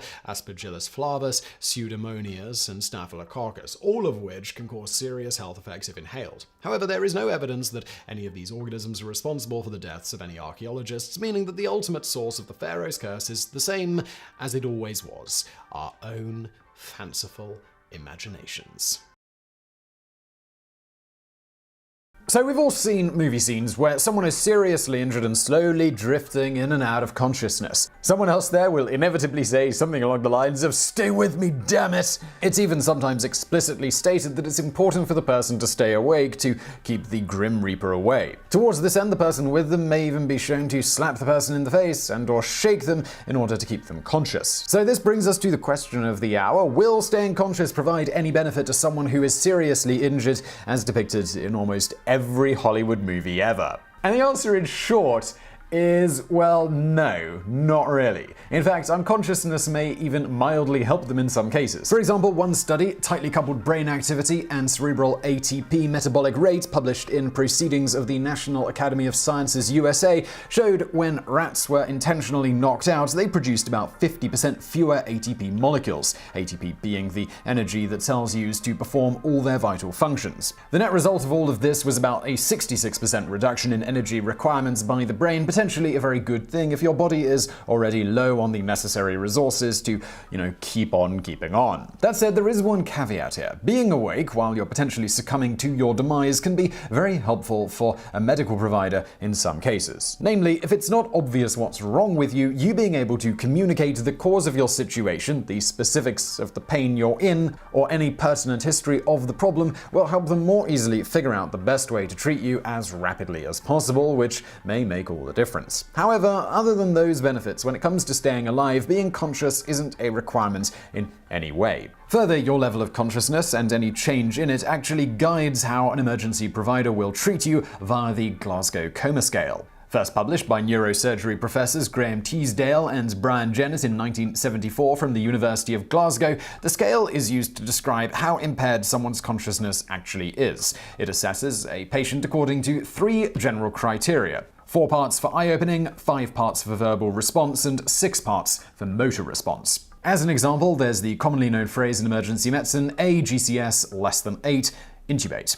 This basically means if you score less than 8, your chance of maintaining your own airway for breathing is so low that it is recommended, and generally an extremely good idea, to stick a tube into the patient's trachea and take over breathing for them. Should someone have a score of 14, confused but otherwise normal, then all of a sudden have a score of 9, the level at which Hollywood would have you slapping them incessantly, this would indicate a significant thing just happened, and the provider would need to reevaluate the treatment strategy and confirm or disprove what they think is going on. Now, understanding the vast number of things that can cause someone to become unconscious will only illustrate one of them by putting you all into an incredibly deep sleep. Let's instead just talk about the high-level generalities of the 2 main causes of unconsciousness pertinent to the topic at hand. When someone is potentially dying, it's because of one of 2 things: traumatic injury or medical issue. Looking at the source of most Hollywood movie plotline unconsciousness trauma, the two main things that will make you become unresponsive are exsanguination, bleeding out, and traumatic brain injury. In the former case, if you were able to stay awake when bleeding to death, you simply would naturally, slapping or shaking not needed nor beneficial. Why? Well, anytime you're seriously injured, you're naturally going to have your sympathetic nervous system releasing epinephrine, norepinephrine, and dopamine. These hormones will do things like increase your heart rate and constrict your blood vessels and pupils. This results in the greatest amount of blood flow to your brain possible given the circumstances. Along with this, whether conscious or not, your baroreceptors also continue doing their thing, residing in an area of your carotid sinus, the beginning of your internal carotid artery, and in the arch of your aortic artery. These handy little mechanoreceptors sense a change in blood pressure and cause the body to react accordingly. Too high pressure and it will inhibit your fight or flight nervous system, the sympathetic one. This allows acetylcholine, the main neurotransmitter for your rest and digest nervous system, the parasympathetic one, to slow down your body's heart rate and dilate its blood vessels, thereby decreasing your blood pressure. On the flip side, if they sense too little pressure, like when your precious blood volume is being spilled out onto the ground, it will stimulate your sympathetic nervous system to increase its heart rate and constrict blood vessels, raising your blood pressure. Thus, slapping the person in the face and telling them to stay away from the light will likely only see the medical professionals who arrive want to slap you in the face for potentially further injuring someone who is already barely clinging to life. That's not to mention that while you were doing that, you were not doing what you should have been doing, and that's applying direct pressure on the area of bleeding, which is easier and requires far less pressure than you might think to stop the bleeding, even for arterial bleeds. And it's also not like direct pressure is rocket science. It simply involves taking your hand, hopefully gloved or with some sort of barrier device to prevent the spread of disease, and then placing it directly over the wound. Then you simply apply enough force to stop the bleeding. Even in the worst types of bleeding, you won't need more than 3 to 4 pounds per square inch of pressure, or about 27 kilopascals. You should also have tried to immobilize any body part that looks out of place so as not to have its movement cause any more damage, thus shaking or slapping the individual in a vain attempt to keep them conscious for reasons is a bit counterproductive. Moving on, should the cause of unconsciousness be a traumatic brain injury, a TBI, like concussion or a bleed in the brain, slapping the person will at best do nothing and may well serve to make the injury worse. Further, shaking or slapping someone with a TBI also comes with the potential risk of damaging their spinal cord. Moving on to medical reasons for an altered level of consciousness, the causes are vast and can be difficult to nail down. There isn't always an obvious reason, like in trauma where you might see the bullet holes or the bones sticking out of the skin. In fact, there are so many that emergency medical providers use handy little acronyms like AEIOU tips to make sure that they're thinking about all the potential causes when they're treating you. How does this acronym work? Well, A is things like alcohol and acidosis, E is things like epilepsy, electrolyte abnormalities, and encephalopathies. I is infection, infection being the #1 cause of altered mental status in the elderly.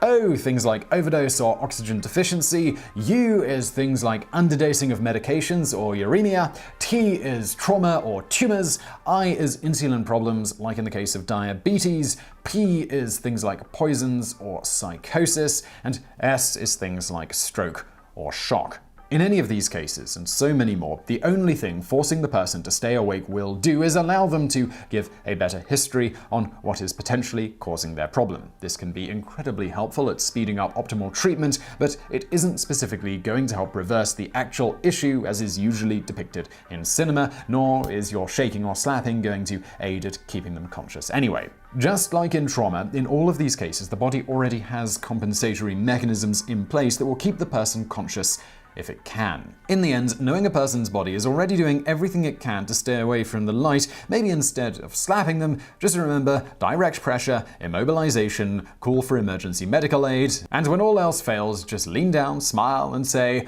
"Look at me, we're gonna be okay, you can rest now." And maybe just throw in an "I love you 3000 just for good measure. You never know, it might just be your last chance to say it.